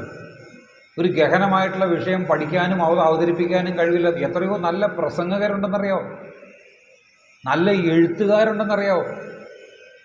ഇവരുടെയൊക്കെ ഈ കഴിവുകൾ എവിടെയാണ് ഉപയോഗപ്പെടുത്തുന്നത്? പലപ്പോഴും ഇതൊക്കെ വെറുതെ ഇരുന്ന് നശിച്ചു പോവുക. അത് ഉപയോഗിക്കേണ്ട സ്ഥലത്ത് ഉപയോഗിക്കാനായിട്ടുള്ള എല്ലാ സ്വാതന്ത്ര്യവും ദൈവത്തിൻ്റെ വചനം കൊടുത്തിട്ടുണ്ട്. വേണ്ടാത്ത സ്ഥലത്ത് കയറി ഉപയോഗിക്കുമ്പോഴേ കുഴപ്പം പറ്റുന്നത്. ഞങ്ങളുടെ അവിടെയുള്ള ഒരു സുവിശേഷകനുണ്ട്, അദ്ദേഹത്തിൻ്റെ ഞാൻ വളരെ ബഹുമാനിക്കുന്ന ഒരു സുവിശേഷകനാണ്, VP പൗലോസ് എന്ന് പറയുന്നത്, മണ്ണൂർ. അദ്ദേഹം ഇവിടെയൊക്കെ പലപ്പോഴും ശുശ്രൂഷകൾക്കൊക്കെ വന്നിട്ടുള്ള ആളാണ്. അദ്ദേഹത്തിൻ്റെ പുസ്തകത്തിനകത്ത് എഴുതിയിട്ടുള്ളൊരു കാര്യമുണ്ട്, ഈ സഹോദരിമാർ ഈ പ്രസംഗം എന്ന് പറയുന്ന ശുശ്രൂഷ സഭയിൽ ചെയ്യാനായിട്ട് ചില ആൾക്കാരൊക്കെ ഇന്ന് വലിയ വ്യഗ്രതപ്പെടുന്ന ആൾക്കാരുണ്ട്. സഭയ്ക്കകത്ത് കയറി പ്രസംഗിക്കണം, സഭയിൽ എല്ലാവരും ഇരിക്കുന്ന സ്ഥലത്ത് അങ്ങനെയൊക്കെ പ്രസംഗിക്കുന്ന ആൾക്കാരുണ്ട്. ഞാനുള്ള കാര്യം പറയാം, ദൈവത്തിൻ്റെ വചനം അനുസരിച്ച് അവർ ചെയ്യുന്നത് തെറ്റാണ്. ദൈവവചന പ്രകാരം അങ്ങനെ ചെയ്യാൻ പാടില്ല. എനിക്ക് സഹോദരിമാരോട് ഒരു വിരോധവും ഇല്ല, അവരത് ചെയ്യുന്നതായിരിക്കുന്ന കാര്യത്തോടുള്ള ബന്ധത്തിൽ ദൈവത്തിൻ്റെ വചനം ഇങ്ങനെ പറയുന്നത് കൊണ്ട് മാത്രമാണ് ഞാനിങ്ങനെ പറയുന്നത്. അല്ലെങ്കിൽ ആ കാര്യം ചെയ്യുന്നതിന് എനിക്കൊരു പ്രശ്നമില്ല. ദൈവവചനം എല്ലാവരും കൂടെ ഇരിക്കുന്ന സഹോദരന്മാരും എല്ലാവരും കൂടി ഇരിക്കുന്ന സഭയിൽ പ്രസംഗിക്കാനായിട്ടുള്ള വിളി സഹോദരിമാർക്കില്ല. ദൈവം അങ്ങനെ ഒരു വിളി അവർക്ക് കൊടുത്തിട്ടില്ല. അങ്ങനെ ചെയ്യരുതെന്ന് കൃത്യമായിട്ട് ദൈവത്തിൻ്റെ വചനത്തിൽ പറഞ്ഞിട്ടുണ്ട്. പക്ഷേ ഇന്ന് പലർക്കും അത് വേണം. അതിനെക്കുറിച്ച് ഈ ദൈവദാസൻ പറഞ്ഞൊരു കാര്യമാണ് ഞാനീ പറഞ്ഞു വരുന്നത്. അദ്ദേഹം പറഞ്ഞത് ഇങ്ങനെയാണ്: ഏദൻ തോട്ടത്തിൽ അനേക വൃക്ഷങ്ങളുണ്ടായിരുന്നു, അനേക പഴങ്ങളുണ്ടായിരുന്നു. എല്ലാ വൃക്ഷത്തിൻ്റെ ഫലവും ഹവ്വയ്ക്ക് തിന്നാമായിരുന്നു, ഒരെണ്ണം ഒഴിച്ച്. ആദമിനാണെങ്കിലും അങ്ങനെ തന്നെയാണ്. ഒരെണ്ണം ഒഴിച്ച് ബാക്കി എല്ലാ വൃക്ഷത്തിൻ്റെ ഫലവും അവൾക്ക് കഴിക്കാമായിരുന്നു. പക്ഷെ അവൾക്ക് വേണ്ടത് ഏതായിരുന്നു? ഹവ്വയ്ക്ക് വേണ്ടത് ഏതായിരുന്നു? വിലക്കപ്പെട്ടത് ആയിരുന്നു. എന്നിട്ട് ഇദ്ദേഹം പറഞ്ഞ കാര്യമാണ് ഏറ്റവും രസകരമായിട്ടുള്ളത്. ഇന്ന് സഭയിൽ ധാരാളം ശുശ്രൂഷകളുണ്ട് ഇവർക്ക് ചെയ്യാവുന്നത്. ഇവർക്ക് ചെയ്യാവുന്ന ഇഷ്ടംപോലെ ശുശ്രൂഷകളുണ്ട്. പക്ഷെ ചിലർക്ക് വേണ്ടത് ഏതാ? ഇത് ചെയ്യരുതെന്ന് പറഞ്ഞേക്കുന്നു. ഇത് ചെയ്യരുതെന്ന് പറഞ്ഞിട്ടുണ്ട്, അപ്പം അവർക്ക് വേണ്ടത് അതാ. ഇത് മനുഷ്യൻ്റെ സ്വഭാവമാണ്. എന്തെങ്കിലും ഒരു കാര്യം ചെയ്യരുതെന്ന് പറഞ്ഞു കഴിഞ്ഞാൽ അത് ചെയ്യാനായിട്ടുള്ള ഒരു പ്രേരണ എപ്പോഴും മനുഷ്യനുള്ളതാണ്. അപ്പോൾ ഞാൻ പലപ്പോഴും പറയാറുണ്ട്, ഒരു പെട്ടി അവിടെ കൊണ്ടുവന്ന് വെച്ച് വെറുതെ ഒരു പെട്ടി അവിടെ ഇരിക്കുക, ഒരു മനുഷ്യനും അത് തുറന്നു നോക്കുക വേണ്ട, അതിനകത്തേക്ക് അത് എന്താണെന്നോ ഏതാണെന്നോ ഒന്നും അറിയ പോലും വേണ്ട. ആ പെട്ടി അവിടെ ഇരുന്നാൽ ഒരു 10 ദിവസം അവിടെ ഇരുന്നാലും 100 ദിവസം അവിടെ ഇരുന്നാലും ഒരു മനുഷ്യൻ പോയി നോക്കില്ല. എന്നാൽ അതിൻ്റെ പുറത്ത് ഇത് തുറക്കരുതെന്ന് എഴുതി വെച്ചാലോ പിന്നെ തോന്നുന്നത് അതെന്താ അതെന്തുകൊണ്ടാണ് അത് തുറക്കരുതെന്ന് എഴുതി വെച്ചാൽ അതിനകത്ത് എന്തായിരിക്കും? പിന്നെ അത് ആകാംക്ഷയായി അത് പിന്നെ അത് കിടന്നുറക്കം വരില്ല. രാത്രി ഇത് തുറന്ന് നോക്കുന്നത് വരെ മനുഷ്യന് സമാധാനമായി. ഇതാണ് ഈ മനുഷ്യൻ്റെ സ്വഭാവം. എന്തെങ്കിലും ഒരു കാര്യം ചെയ്യരുതെന്ന് പറഞ്ഞാൽ അതാണ് പാപമെന്ന് പറയുന്നത്. മനുഷ്യൻ്റെ ജീവിതത്തിൽ നമ്മളിതിനൊക്കെ എങ്ങനെ കൃത്യമായിട്ട് മനസ്സിലാക്കാൻ വേണ്ടിയിട്ടാണ് ഇതൊക്കെ പറയുന്നത്. പ്രസംഗത്തിനുള്ളതായിരിക്കുന്ന വിളി എല്ലാവർക്കും ഇല്ലട്ടോ. എന്നാൽ ഈ കഴിവ് പല നിലകളിൽ നമുക്ക് സഭയിൽ പ്രയോജനപ്പെടുത്താനായിട്ട് കഴിയും. ഞാനിത് കൂടുതൽ വിശദീകരിക്കുന്നില്ല. പരിശുദ്ധാത്മാവ് മനുഷ്യരിൽ ഈ വിളി വളരെ കാര്യമായിട്ടത് ബലപ്പെടുത്തി, അതായത് അത് വളരെ വ്യക്തമായിട്ട് ബോധ്യപ്പെടുത്തും. മനസ്സിലായോ? അതായത് പ്രസംഗിക്കാനായിട്ടുള്ള വിളി എനിക്കുണ്ടെങ്കിൽ ആ വിളി ദൈവത്തിൻ്റെ ആത്മാവ് എന്നെ ബോധ്യപ്പെടുത്തും. വേറൊരാളെ മാത്രമല്ല, വേറൊരാളെ ഇപ്പോൾ ചിലപ്പോൾ ഞാൻ പ്രസംഗിക്കുന്നത് കേൾക്കുന്ന സമയത്ത് ചിലപ്പോൾ മറ്റൊരാൾക്ക് ചിലപ്പം ഈ സഹോദരന് നന്നായിട്ട് പ്രസംഗിക്കാനായിട്ടുള്ള കഴിവുണ്ടെന്ന് തോന്നൽ ചിലപ്പോൾ ഉണ്ടാക്കാം. പക്ഷേ അത് ഏറ്റവും കൂടുതൽ ബോധ്യമുണ്ടാകേണ്ടത് ഈ പ്രസംഗിക്കുന്ന ആൾക്ക് തന്നെയാണ്. പ്രസംഗിക്കാനായിട്ടുള്ള വിളി ആ വ്യക്തിക്ക് ഉണ്ട് എന്നുള്ളത് ആ വ്യക്തിക്ക് ബോധം വരേണ്ടത് ആവശ്യമാണ്. വേറൊരു കാര്യം എന്ന് പറയുന്നത്, ഈ വിളിയോടൊപ്പം ദൈവം പ്രസംഗിക്കാനായിട്ട് നമ്മെ വിളിച്ചിട്ടുണ്ടെങ്കിൽ അത് നിറവേറ്റാനായിട്ടുള്ള ആഗ്രഹവും അതോടുകൂടെ തരും. പ്രസംഗിക്കാനായിട്ട് നിന്നെ വിളിച്ചിട്ടുണ്ടെങ്കിൽ, എന്നെ വിളിച്ചിട്ടുണ്ടെങ്കിൽ, with the call comes the desire to fulfil it. ആ പ്രസംഗം നിറവേറ്റാനായിട്ട്, ആ പ്രസംഗിക്കാനായിട്ടുള്ള ആഗ്രഹവും ദൈവം നിൻ്റെ ഹൃദയത്തിനകത്ത് തരും. ചില ആൾക്കാരെ നമ്മൾ പ്രസംഗിക്കാനായിട്ടൊക്കെ നിർബന്ധിക്കാറുണ്ടല്ലേ. ഞാൻ പലപ്പോഴും അത് അത്ര കണ്ട് പ്രോത്സാഹിപ്പിക്കുന്ന ഒരാളല്ല കേട്ടോ. ഞങ്ങളുടെ സഭയിൽ ഞാൻ പല ആൾക്കാരോടും, ഇപ്പോൾ ചില ആൾക്കാർക്കൊക്കെ നന്നായിട്ട് ശുശ്രൂഷിക്കാനായിട്ട് കഴിവുണ്ടെന്നൊക്കെ തോന്നിക്കഴിഞ്ഞാൽ ഞാൻ ചിലപ്പോഴൊക്കെ അവരോട് ഒരു ദൈവവചനം ശുശ്രൂഷിക്കാനായിട്ട് ഞാനൊന്ന് അവരൊന്ന് പ്രോത്സാഹിപ്പിക്കാൻ വേണ്ടിയിട്ട് ഒന്ന് ചെയ്യാമോ എന്നൊക്കെ ചോദിക്കാറുണ്ട്. പക്ഷേ അവർ ഇല്ല എന്ന് പറഞ്ഞാൽ, അതായത് ഞാൻ ചെയ്യില്ല, എനിക്കത് പറ്റില്ല എന്ന് പറഞ്ഞാൽ പിന്നെ നിർബന്ധിച്ച് ഞാൻ ഒരിക്കലും അത് അവരെ ഏൽപ്പിക്കാറില്ല. അതെന്തുകൊണ്ടാണെന്നറിയാമോ?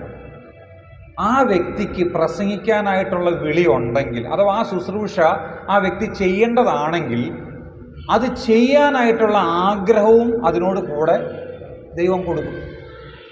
ആരും നിർബന്ധിച്ച് അടിച്ചേൽപ്പിക്കണ്ട. ചിലപ്പം ആൾ അത് ശരിയാവില്ല എന്നൊക്കെ പറഞ്ഞാലും ഇല്ല ബ്രദറെ, ബ്രദറിന് അത് ചെയ്യാൻ പറ്റും എന്നൊരു വാക്ക് പറഞ്ഞു കഴിഞ്ഞാൽ ചിലപ്പോൾ ആ ആൾ ചിലപ്പോൾ പോയി അത് ചെയ്തു എന്ന് വരും. അതൊരു പ്രോത്സാഹനമാണ്. പക്ഷേ ഒരാളെ നിർബന്ധിക്കുക എന്ന് പറയുന്നത് വേറൊരു തലത്തിലേക്കാണ് നമ്മൾ പോകുന്നത്. അതൊരിക്കലും ചെയ്യാൻ പാടില്ല.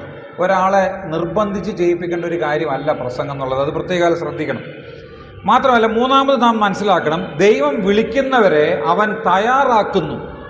God prepares those that he calls എന്ന് പറഞ്ഞാൽ, ആ വിളിക്കുന്നതായിരിക്കുന്ന വ്യക്തിയെ ആ പ്രസംഗ ശുശ്രൂഷ ചെയ്യാനായിട്ട് ഒരുക്കാനായിട്ടും ദൈവത്തിനറിയാം. അതിന് ദൈവത്തിന് അതിന് സാധിക്കും. അത് ആ വ്യക്തി, ദൈവം ആ കാര്യത്തോടുള്ള ബന്ധത്തിൽ വിളിച്ചു, ദൈവം ആ ആഗ്രഹം ആ വ്യക്തിയുടെ ഹൃദയത്തിൽ കൊടുത്തു. അങ്ങനെയെങ്കിൽ ആ പ്രസംഗം ആ നിലയിലേക്ക് കൊണ്ടുവരുത്താനായിട്ട്, ആ വ്യക്തിയിൽ കൂടെ അത് ചെയ്യിപ്പിക്കാനായിട്ട് ദൈവം ഏതെങ്കിലും നില, ഇപ്പം നമ്മളിപ്പോൾ ഇവിടെ പറയുന്നതായിരിക്കുന്ന ഈ മെത്തേഡും രീതിയും സാങ്കേതികത്വവും ഒക്കെ നമ്മളതൊരു എളുപ്പത്തിൽ മനസ്സിലാക്കാൻ വേണ്ടിയിട്ട് നമ്മൾ പറയുന്നു എന്ന് മാത്രമേ ഉള്ളൂ. ഇതൊക്കെ അല്ലാതെയും പലപ്പോഴും നമുക്ക് മനസ്സിലാക്കിയെടുക്കാനായിട്ട് സാധിക്കുന്ന കാര്യമാണ്. അപ്പോൾ ദൈവം വിളിക്കുന്നവരെ അവൻ തയ്യാറാക്കുന്നു. ഇനി നാലാമത്തേത്, ദൈവത്തിൻ്റെ വിളി അത് പൊതുവായിട്ടുള്ള നിലയിൽ അത് വെളിപ്പെടുത്തേണ്ടതായിരിക്കുന്ന ഒരു കാര്യമാണ്. ദൈവത്തിൻ്റെ വിളി അത് രഹസ്യമായിട്ട് സൂക്ഷിക്കേണ്ട ഒരു കാര്യമല്ല. എന്ന് പറഞ്ഞു കഴിഞ്ഞാൽ, ഞാൻ പറഞ്ഞത് ഈ ഒരാൾക്ക് പ്രസംഗിക്കാനായിട്ടുള്ള വിളി ഉണ്ടെങ്കിൽ ആ വ്യക്തി അത് ഏതെങ്കിലും നിലയിൽ, ഏതെങ്കിലും സന്ദർഭങ്ങളിൽ അത് മറ്റുള്ളവർക്ക് വെളിപ്പെടുത്തുന്ന നിലയിലേക്ക് വരും. അതായത് ഒരു വ്യക്തിക്ക് ഈ ദൈവത്തിൻ്റെ ഒരു കാര്യം ഇങ്ങനെ രഹസ്യമായിട്ട് ഒത്തിരി നാൾ കൊണ്ടുനടക്കാൻ പറ്റില്ല. ദൈവം ഒരു കഴിവ് ഒരാൾക്ക് കൊടുത്തിട്ടുണ്ടെങ്കിൽ ആ വ്യക്തിക്ക് പിന്നെ ഈ കാര്യം അത് ശരിക്കും പറഞ്ഞാൽ ഒരു വലിയ ഭാരമാണ് ഹൃദയത്തിനകത്ത്. അതിങ്ങനെ ശരിക്കും പറഞ്ഞാൽ തീ പോലെ ഇങ്ങനെ കത്തുന്നൊരു കാര്യമാണ്. ഏതോ ഒരു പഴയ നിയമ പ്രവാചകനോടുള്ള ബന്ധത്തിൽ അതിങ്ങനെ പറയുന്നുണ്ട്, അതെൻ്റെ ഉള്ളിൽ തീ പോലെ കത്തിക്കൊണ്ടിരുന്നു എന്ന് പറയുന്നുണ്ട്. കാരണം ആ വചനം ദൈവം കൊടുത്തിട്ട് അതായത് ദൈവത്തിൻ്റെ വചനം ദൈവം ആ പ്രവാചകന് കൊടുത്തു. ആ കൊടുത്ത പ്രവാചകൻ അത് ജനത്തോട് പോയി സംസാരിക്കുന്നത് വരെ തീ പോലെ തൻ്റെ ഉള്ളിൽ കത്തിക്കൊണ്ടിരുന്നു എന്നാണ് പറയുന്നത്. എന്ന് പറഞ്ഞാൽ അത് പുറത്തേക്ക് എടുക്കാതെ അദ്ദേഹത്തിനൊരു സമാധാനമില്ല. അത്രയ്ക്കും ഒരു തരത്തിലുള്ള തീയുടെ അനുഭവമായത്. അത് ദൈവത്തിൻ്റെ ഈ പ്രസംഗിക്കുന്ന കാര്യത്തോടുള്ള ബന്ധത്തിൽ മാത്രമല്ല കേട്ടോ. ദൈവം ഏത് കാര്യത്തോടുള്ള ബന്ധത്തിൽ ഒരു വ്യക്തിക്ക് ദർശനം കൊടുത്താലും, ഏതൊരു കാര്യത്തോടുള്ള ബന്ധത്തിൽ ഒരു ഭാരം കൊടുത്താലും അത് അങ്ങനെ തന്നെയാണ്. തൻ്റെ ഹൃദയത്തിൽ ആ ചിന്ത വന്നു കഴിഞ്ഞാൽ അത് പൂർത്തീകരിക്കപ്പെടുന്നത് വരെ ദൈവം ആ വ്യക്തിക്ക് ഒരു സമാധാനം കൊടുക്കില്ല. ആ വ്യക്തിക്ക് സമാധാനം കൊടുക്കില്ലെന്ന് പറഞ്ഞാൽ ആ വ്യക്തിക്ക് സമാധാനമായിട്ട് ഇരുത്താൻ ദൈവം അനുവദിക്കില്ല. യോനയുടെ കാര്യം നമുക്കറിയാം അല്ലേ. യോനയെ ദൈവം നിനവയിലേക്ക് പറഞ്ഞു വിട്ടു. യോന നേരെ അങ്ങോട്ട് സഞ്ചരിച്ച് നേരെ തർശീസിലേക്ക് പോകാനായിട്ട് ദൈവം പറഞ്ഞ് നടക്കില്ല, നീ പറയേണ്ട സ്ഥലത്ത് നീ പറയേണ്ട കാര്യം പറഞ്ഞേ പറ്റുള്ളൂ. അവന് സമാധാനമായിട്ടിരിക്കാൻ പറ്റിയോ? സമാധാനമായിട്ട് ഇരുത്തില്ല ദൈവം. അപ്പോൾ അതുകൊണ്ടാണ് ഞാൻ പറഞ്ഞത്, ഇത് പൊതുവായിട്ടുള്ള നിലയിൽ വെളിപ്പെടുത്തുന്നതായിരിക്കുന്ന ഒരു നിലയിലേക്ക് ഇത് വരും. മാത്രമല്ല ഒരു കാര്യം കൂടെ അതിനോടുള്ള ബന്ധത്തിൽ പറയാം. The call of God is the call to prepare. ദൈവത്തിൻ്റെ വിളി എന്ന് പറയുന്നത് തയ്യാറെടുപ്പിനുള്ളതായിരിക്കുന്ന വിളിയാണ്. ദൈവം പ്രസംഗിക്കാനായിട്ടൊരു വ്യക്തിയെ വിളിച്ചാൽ, അഥവാ ഒരു ശുശ്രൂഷയ്ക്ക് വേണ്ടി വിളിച്ചാൽ, ആ വിളി തൻ്റെ ജീവിതത്തിലേക്ക് വരുന്ന ആ നിമിഷം മുതൽ അതിനുള്ളതായിരിക്കുന്ന തയ്യാറെടുപ്പ് നടത്താനായിട്ട് ആ വ്യക്തി തയ്യാറായിക്കൊള്ളണം, അഥവാ തയ്യാറെടുപ്പ് തുടങ്ങിക്കൊള്ളണം. എന്തിനു വേണ്ടിയാണോ തന്നെ വിളിച്ചത് അത് പൂർത്തീകരിക്കാൻ വേണ്ടിയിട്ടുള്ള തയ്യാറെടുപ്പുകൾ താൻ നടത്തണമെന്നാണ്. ഒരു ദൈവദാസൻ പറഞ്ഞത്, തനിക്ക് ലഭിച്ചതായിരിക്കുന്ന അതൊരു ആയുധമാണ്. ആ ആയുധം അന്ന് മുതൽ തനിക്ക് മൂർച്ചയില്ലാത്തതായിരിക്കുന്ന ആയുധം എന്നുള്ള അർത്ഥത്തിലല്ല, മറിച്ച് ഏറ്റവും ഫലകരമായിട്ട് ഉപയോഗിക്കത്തക്ക നിലയിലേക്ക് തനിക്ക് ലഭിച്ചതായിരിക്കുന്ന ആ ദാനത്തെ, അഥവാ ആ കൃപയെ അല്ലെങ്കിൽ ആ കൃപാവരത്തെ ജ്വലിപ്പിക്കാനായിട്ട്, അതിനെ മൂർച്ച കൂട്ടാനായിട്ടുള്ള ശ്രമം ആ വ്യക്തി നടത്തേണ്ടതാണ്. അത് ആ വ്യക്തിയുടെ ഉത്തരവാദിത്വമാണ്. അപ്പോൾ അതുകൊണ്ട് ദൈവത്തിൻ്റെ വിളി ഒരു വ്യക്തിയിലേക്ക് വരുമ്പോൾ, ഇപ്പോൾ പ്രസംഗിക്കാനായിട്ട് ഒരാൾ നമുക്ക് പ്രസംഗിക്കാനായിട്ടുള്ള താല്പര്യമുണ്ട്, ഒരു ശുശ്രൂഷ ചെയ്യാനായിട്ടുള്ള താല്പര്യം ദൈവം നമ്മുടെ ഹൃദയത്തിൽ തന്നു, അതിനുള്ളതായിരിക്കുന്ന ഒരു അവസരവും നമുക്ക് ലഭിച്ചു. പക്ഷെ ആ അവസരം ലഭിക്കുമ്പോൾ, ആ അവസരം ലഭിക്കുന്നതിന് മുന്നമേ തന്നെ അതിനു വേണ്ടിയിട്ടുള്ള തയ്യാറെടുപ്പുകൾ നാം നടത്തിയിരിക്കണം. അതുകൊണ്ടാണ് നമ്മൾ 2 തിമോത്തിയോസ് 4-ാം അധ്യായത്തിൻ്റെ 2-ാമത്തെ വാക്യത്തിൽ സമയത്തിലും അസമയത്തിലും ഒരുങ്ങിയിരിക്കണം എന്ന് പറഞ്ഞത്. പ്രസംഗിക്കാനായിട്ട് ഒരുങ്ങിയിരിക്കേണ്ടതായിരിക്കുന്ന ആവശ്യം ആ വിഷയത്തോടുള്ള ബന്ധത്തിലുണ്ട്. കർത്താവ് ആ വിഷയത്തോടുള്ള ബന്ധത്തിൽ നമുക്ക് ആവശ്യമായിരിക്കുന്ന സഹായം ഉയരത്തിൽ നിന്ന് നൽകട്ടെ. ഞാൻ തുടർന്ന് പറയാനായിട്ട് പോകുന്നതായിരിക്കുന്ന ചില കാര്യങ്ങൾ എന്തുകൊണ്ട് ഈ ഹോമിലറ്റിക്സ് അഥവാ പ്രസംഗശാസ്ത്രം എന്നുള്ള ഒരു കാര്യമാണ്. എന്തുകൊണ്ടാണ് നാം ഈ പ്രസംഗശാസ്ത്രം പഠിക്കേണ്ടത്? Why study homiletics? എന്തുകൊണ്ടാണ് ചുമ്മാ പ്രസംഗിച്ചാൽ പോരെ, എന്തുകൊണ്ടാണ് ഈ ഹോമിലറ്റിക്സ് പഠിക്കേണ്ടത്, പ്രസംഗശാസ്ത്രം പഠിക്കേണ്ടതായിരിക്കുന്ന ആവശ്യം എവിടെ നിന്നാണ് വന്നത് എന്നുള്ളത് നാം ചിന്തിക്കണം. അതിന് ഒരു കാരണം ഞാൻ പറയാം. അതായത് വൈ സ്റ്റഡി ഹോമിലറ്റിക്സ്. ഒന്നാമത്തെ ഒരു കാര്യം എന്ന് പറയുന്നത്, പ്രസംഗിക്കുന്നത് ഏറ്റവും ഗൗരവമുള്ളതായിരിക്കുന്ന ഒരു വിഷയമാണ്.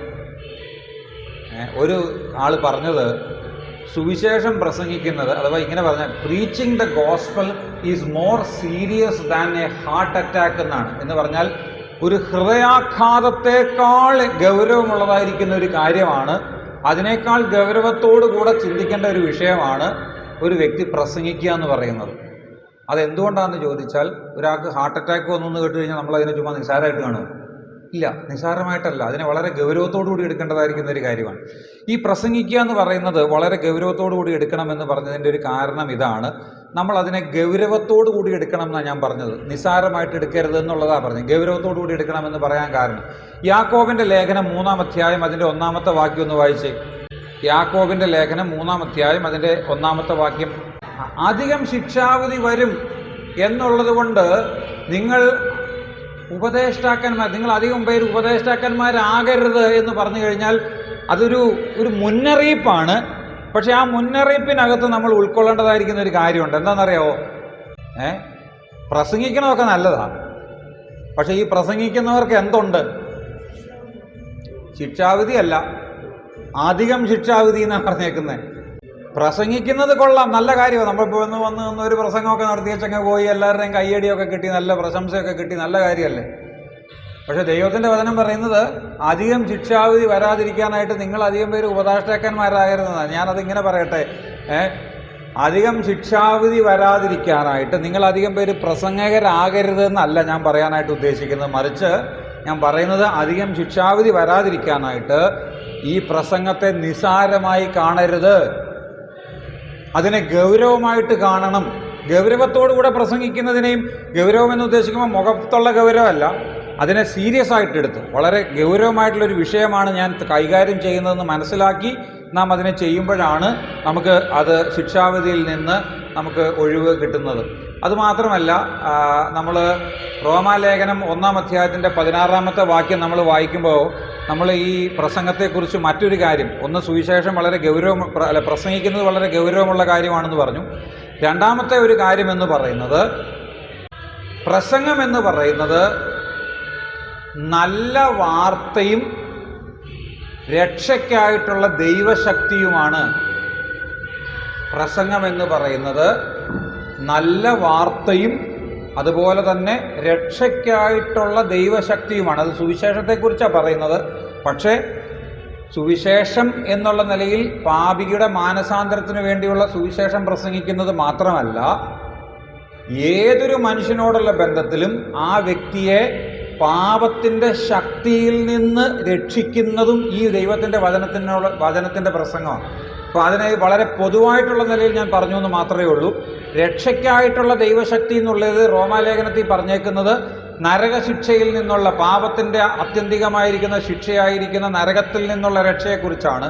പക്ഷേ പാപത്തിൻ്റെ ശക്തിയിൽ ഞാനും നിങ്ങളും ഈ ലോകത്തിൽ ജീവിക്കുമ്പോൾ പാപത്തിൻ്റെ ശക്തിക്ക് കീഴിലാണ് നമ്മൾ ജീവിക്കുന്നത്.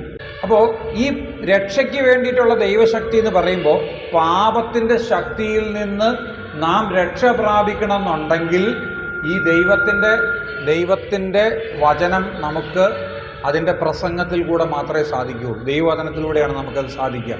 അപ്പോൾ preaching is the proclamation of the good news and the power of God unto salvation. അല്ലെങ്കിൽ preaching the gospel is the proclamation of the good news and the power of God unto salvation. അപ്പോൾ ദൈവത്തിൻ്റെ വചനം പ്രസംഗിക്കുന്നത് അത് നല്ല വാർത്തയാണ് നാം പറയുന്നത്, മാത്രമല്ല ദൈവശക്തിയാണ്, അത് മറ്റുള്ളവരെ മാനസാന്തരത്തിലേക്ക് നയിക്കുന്ന ദൈവശക്തിയാണ് എന്നുള്ളത് നാം ഓർക്കാനായിട്ട് സാധിക്കണം.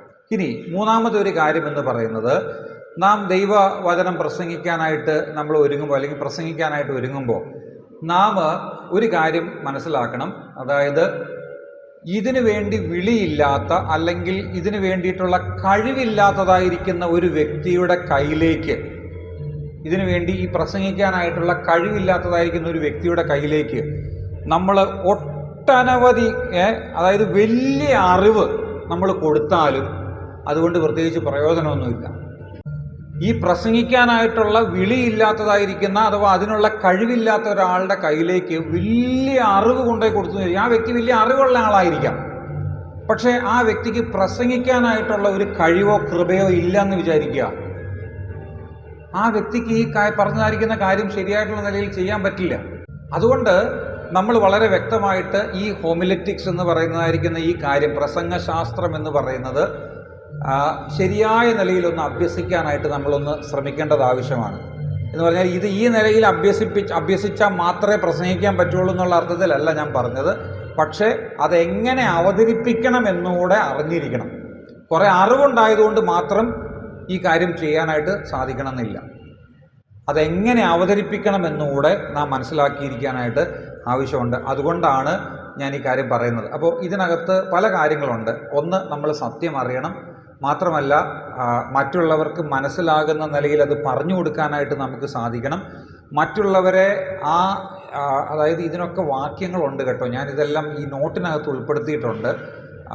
അത് വായിക്കുമ്പോൾ നിങ്ങൾക്ക് പിടികിട്ടും. നമ്മുടെ പ്രധാനപ്പെട്ടതായിരിക്കുന്ന വിഷയത്തിലേക്ക് നമുക്ക് പിന്നാലെ വരേണ്ടതുകൊണ്ട് നമ്മൾ ഈ വിഷയത്തിനകത്ത് ഒത്തിരി സമയം ചിലവാക്കുന്നത് അത്ര ശരിയല്ലാത്തതുകൊണ്ടാണ് ഞാനിതൊക്കെ ഓരോന്നും വാക്യങ്ങളെടുത്ത് വായിപ്പിക്കാത്തത്. അതായത് ഒരു വ്യക്തിക്ക് കുറേ അറിവുണ്ടായതുകൊണ്ട് മാത്രം കാര്യമില്ല, ഇത് ശരിയായിട്ടുള്ള നിലയിൽ അവതരിപ്പിക്കാനായിട്ട് കഴിയണം. അതുകൊണ്ട് നമ്മൾ ഈ പ്രസംഗശാസ്ത്രം ശരിയായിട്ടുള്ള നിലയിൽ അഭ്യസിക്കാനും പഠിക്കാനുമായിട്ട് കഴിയണം. അപ്പം ഈ അറിവുണ്ടായതുകൊണ്ട് മാത്രം കാര്യമില്ല, അതിന് ഉള്ളതായിരിക്കുന്ന അവതരിപ്പിക്കാൻ അറിയണമെന്ന് പറയുമ്പോൾ അതെന്താണെന്നുള്ളതൊക്കെ നമ്മൾ പിന്നാലെ പറയുന്നുണ്ട്. എങ്ങനെയാണ് അത് അവതരിപ്പിക്കേണ്ടതെന്നൊക്കെ നമ്മൾ പിന്നാലെ പറയും. പക്ഷേ വളരെ പ്രധാനപ്പെട്ടതായിരിക്കുന്ന ചില കാര്യങ്ങളാണ് ഞാൻ ഈ പറഞ്ഞത്. ഒന്ന്, നമ്മൾ സത്യം എന്താണ്, നമുക്ക് അറിവുണ്ടാകണം. ദൈവവചനത്തെക്കുറിച്ചുള്ളതായിരിക്കുന്ന അറിവ് നമുക്കുണ്ടാകണം. മാത്രമല്ല അത് മറ്റുള്ളവർക്ക് മനസ്സിലാകുന്ന നിലയിൽ പറഞ്ഞു കൊടുക്കാനായിട്ട് നമുക്ക് സാധിക്കണം. അതാണ് നമ്മൾ അപ്പോസ്തലപ്രവൃത്തി 8-ാം അധ്യായത്തിൻ്റെ 30-31 വാക്യങ്ങളിൽ ഈ ഷണ്ണൻ ഫിലിപ്പോസിനോട് ചോദിക്കുന്ന ചോദ്യമുണ്ട്. ഒരുത്തൻ പൊരുൾ തിരിച്ചു തരാതിരുന്നാൽ എങ്ങനെ ഗ്രഹിക്കും? പൊരുൾ തിരിച്ചു കൊടുക്കാനായിട്ട് നമുക്കറിയണ്ടേ? ആ പൊരുൾ തിരിച്ചു കൊടുക്കുന്നതാണ് ഈ പ്രസംഗം എന്ന് പറയുന്നത്. പ്രസംഗത്തിൽ ഒരു വ്യക്തി പൊരുൾ തിരിച്ചു കൊടുക്കുകയോ ചെയ്യുന്നത്. എല്ലാവർക്കും വായിച്ച് മനസ്സിലാക്കാനായിട്ട് സാധിക്കുന്നുണ്ടെങ്കിൽ പിന്നെ എന്തിനാ പ്രസംഗിക്കുന്നത്? പ്രസംഗത്തിൻ്റെ ആവശ്യമേ ഇല്ലല്ലോ. അപ്പോൾ ആ പൊരുൾ തിരിച്ചു കൊടുക്കാനായിട്ട് അറിയാവുന്ന വ്യക്തി അത് ചെയ്തു കൊടുക്കുന്നതാണ് ഈ പ്രസംഗം എന്ന് പറയുന്നത്. അത് ചെയ്യേണ്ടതായിരിക്കുന്ന നിലയിൽ അത് ചെയ്യുക എന്നുള്ളതാണ്. മാത്രമല്ല നമുക്ക് ഈ അപ്പോസ്തലപ്രവൃത്തി 17-ാം അധ്യായത്തിൻ്റെ 2-3 വാക്യങ്ങളിലൊക്കെ പറഞ്ഞിരിക്കുന്നത് പോലെ അതായത് ഒരു കേൾക്കുന്നതായിരിക്കുന്ന ആളുകളുടെ ശ്രദ്ധ പിടിച്ചു പറ്റാനായിട്ടുള്ള നിലയിൽ, അഥവാ അവരുടെ അറ്റൻഷൻ കിട്ടാവുന്ന നിലയിൽ വേണം നമ്മളത് പ്രസംഗിക്കാനായിട്ട്. അതായത് നമ്മൾ പ്രസംഗിച്ചുകൊണ്ടിരിക്കുകയും കേൾവിക്കാരുടെ ശ്രദ്ധ അതിലെ ഇതിലൊക്കെ പോകുന്നതായിരിക്കുന്ന നിലയിൽ വിരസമായിട്ടുള്ള നിലയിലേക്ക് ആവുകയും ചെയ്താൽ നമുക്കൊരിക്കലും അവരുടെ ശ്രദ്ധ ആകർഷിക്കാനായിട്ട് കഴിയില്ല. അപ്പോൾ പ്രസംഗകൻ്റെ ജോലി എന്ന് പറയുന്നത് തൻ്റെ പ്രസംഗത്തിലേക്ക് ഈ കേൾവിക്കാരുടെ മുഴുവൻ ശ്രദ്ധയെ ആകർഷിക്കുക എന്നുള്ളതാണ്. അതിനുവേണ്ടി വേണ്ടാത്ത കാര്യങ്ങൾ ഉപയോഗിക്കേണ്ട കാര്യമില്ല. ശരിയായ നിലയിലുള്ള ന്യായമായിട്ടുള്ള കാര്യങ്ങൾ മാത്രം ഉപയോഗിച്ചാൽ മതി. അന്യായമായിട്ടുള്ള കാര്യങ്ങളും അഥവാ തെറ്റായിട്ടുള്ള കാര്യങ്ങൾ ഉപയോഗിച്ച് ഒരു വ്യക്തിയുടെ ശ്രദ്ധ കേന്ദ്രീകരിക്കാനായിട്ട് ശ്രമിക്കേണ്ട. അങ്ങനെ ചെയ്യുമ്പോൾ അത് ശരിയായിട്ടുള്ള ഉദ്ദേശം സാധിക്കാതെ പോകും. ഞാൻ നേരത്തെ പറഞ്ഞല്ലോ, ഒരു വ്യക്തി ഇപ്പോൾ തമാശ പറഞ്ഞുകൊണ്ടിരുന്നാൽ ചിലപ്പോൾ ആളുകൾ മുഴുവൻ ശ്രദ്ധിച്ചുകൊണ്ടിരിക്കും.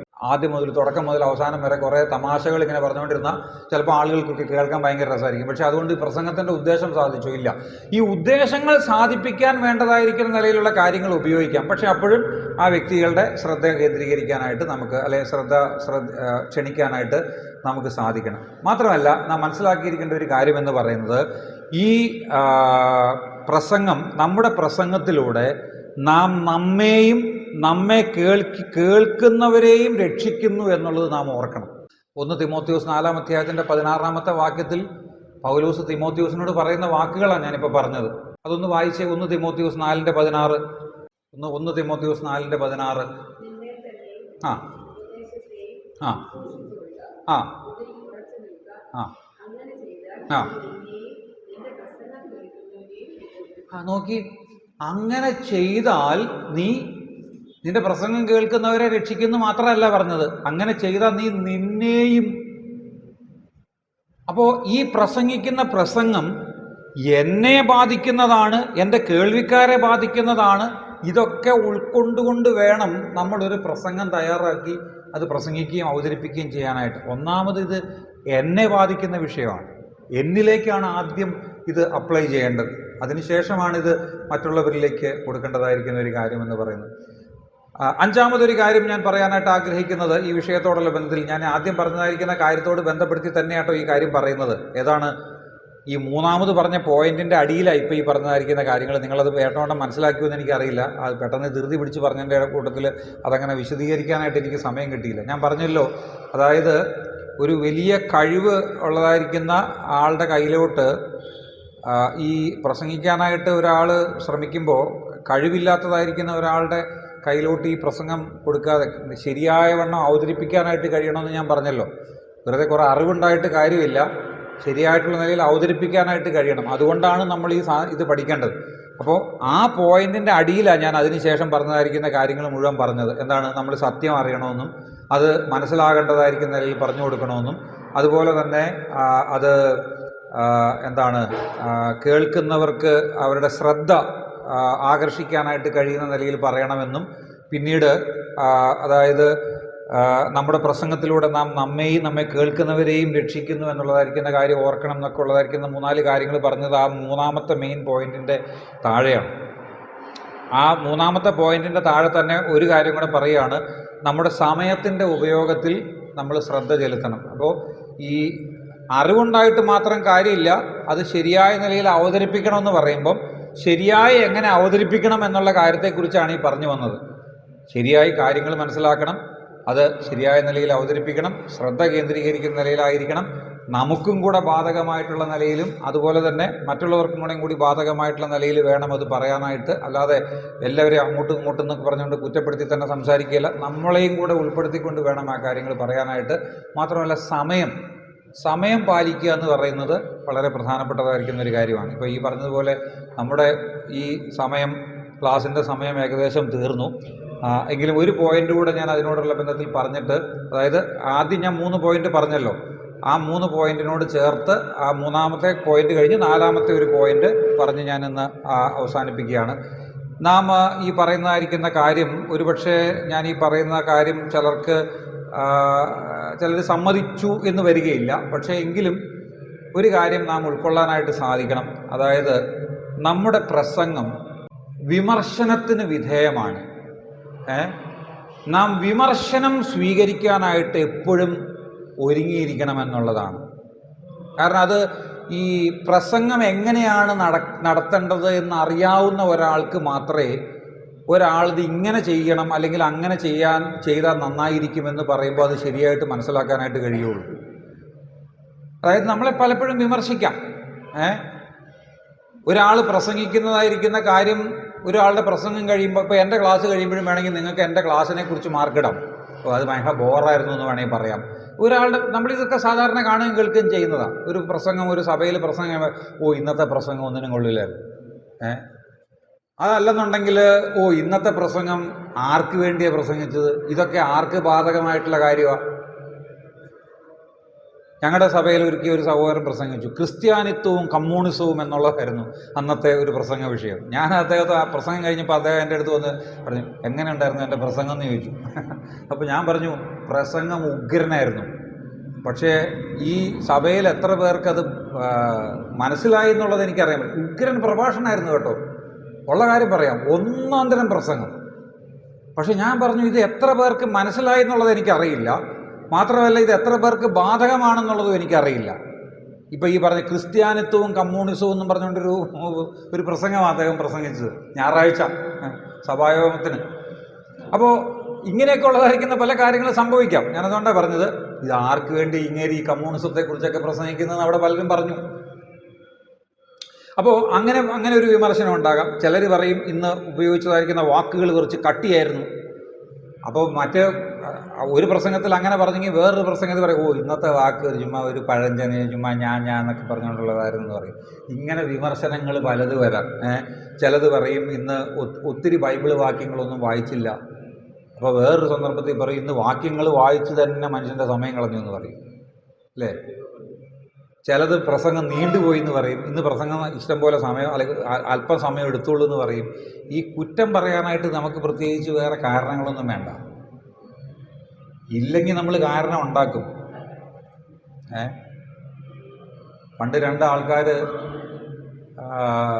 ഒരു അപ്പനും മോനും കൂടിയിട്ട് ഒരു കഴുതേനെയും കൊണ്ട് പോവുക. അപ്പോൾ അപ്പൻ കഴുതപ്പുറത്ത് കയറിയിരുന്ന് മോൻ നടക്കുക. അപ്പോൾ കുറച്ച് അങ്ങോട്ട് ചെന്ന് കഴിഞ്ഞപ്പോൾ കുറേ ആൾക്കാർ പറഞ്ഞു, എന്ത് മോനാ നീ, അല്ല അപ്പനാ കയറിയിരിക്കുന്നത്,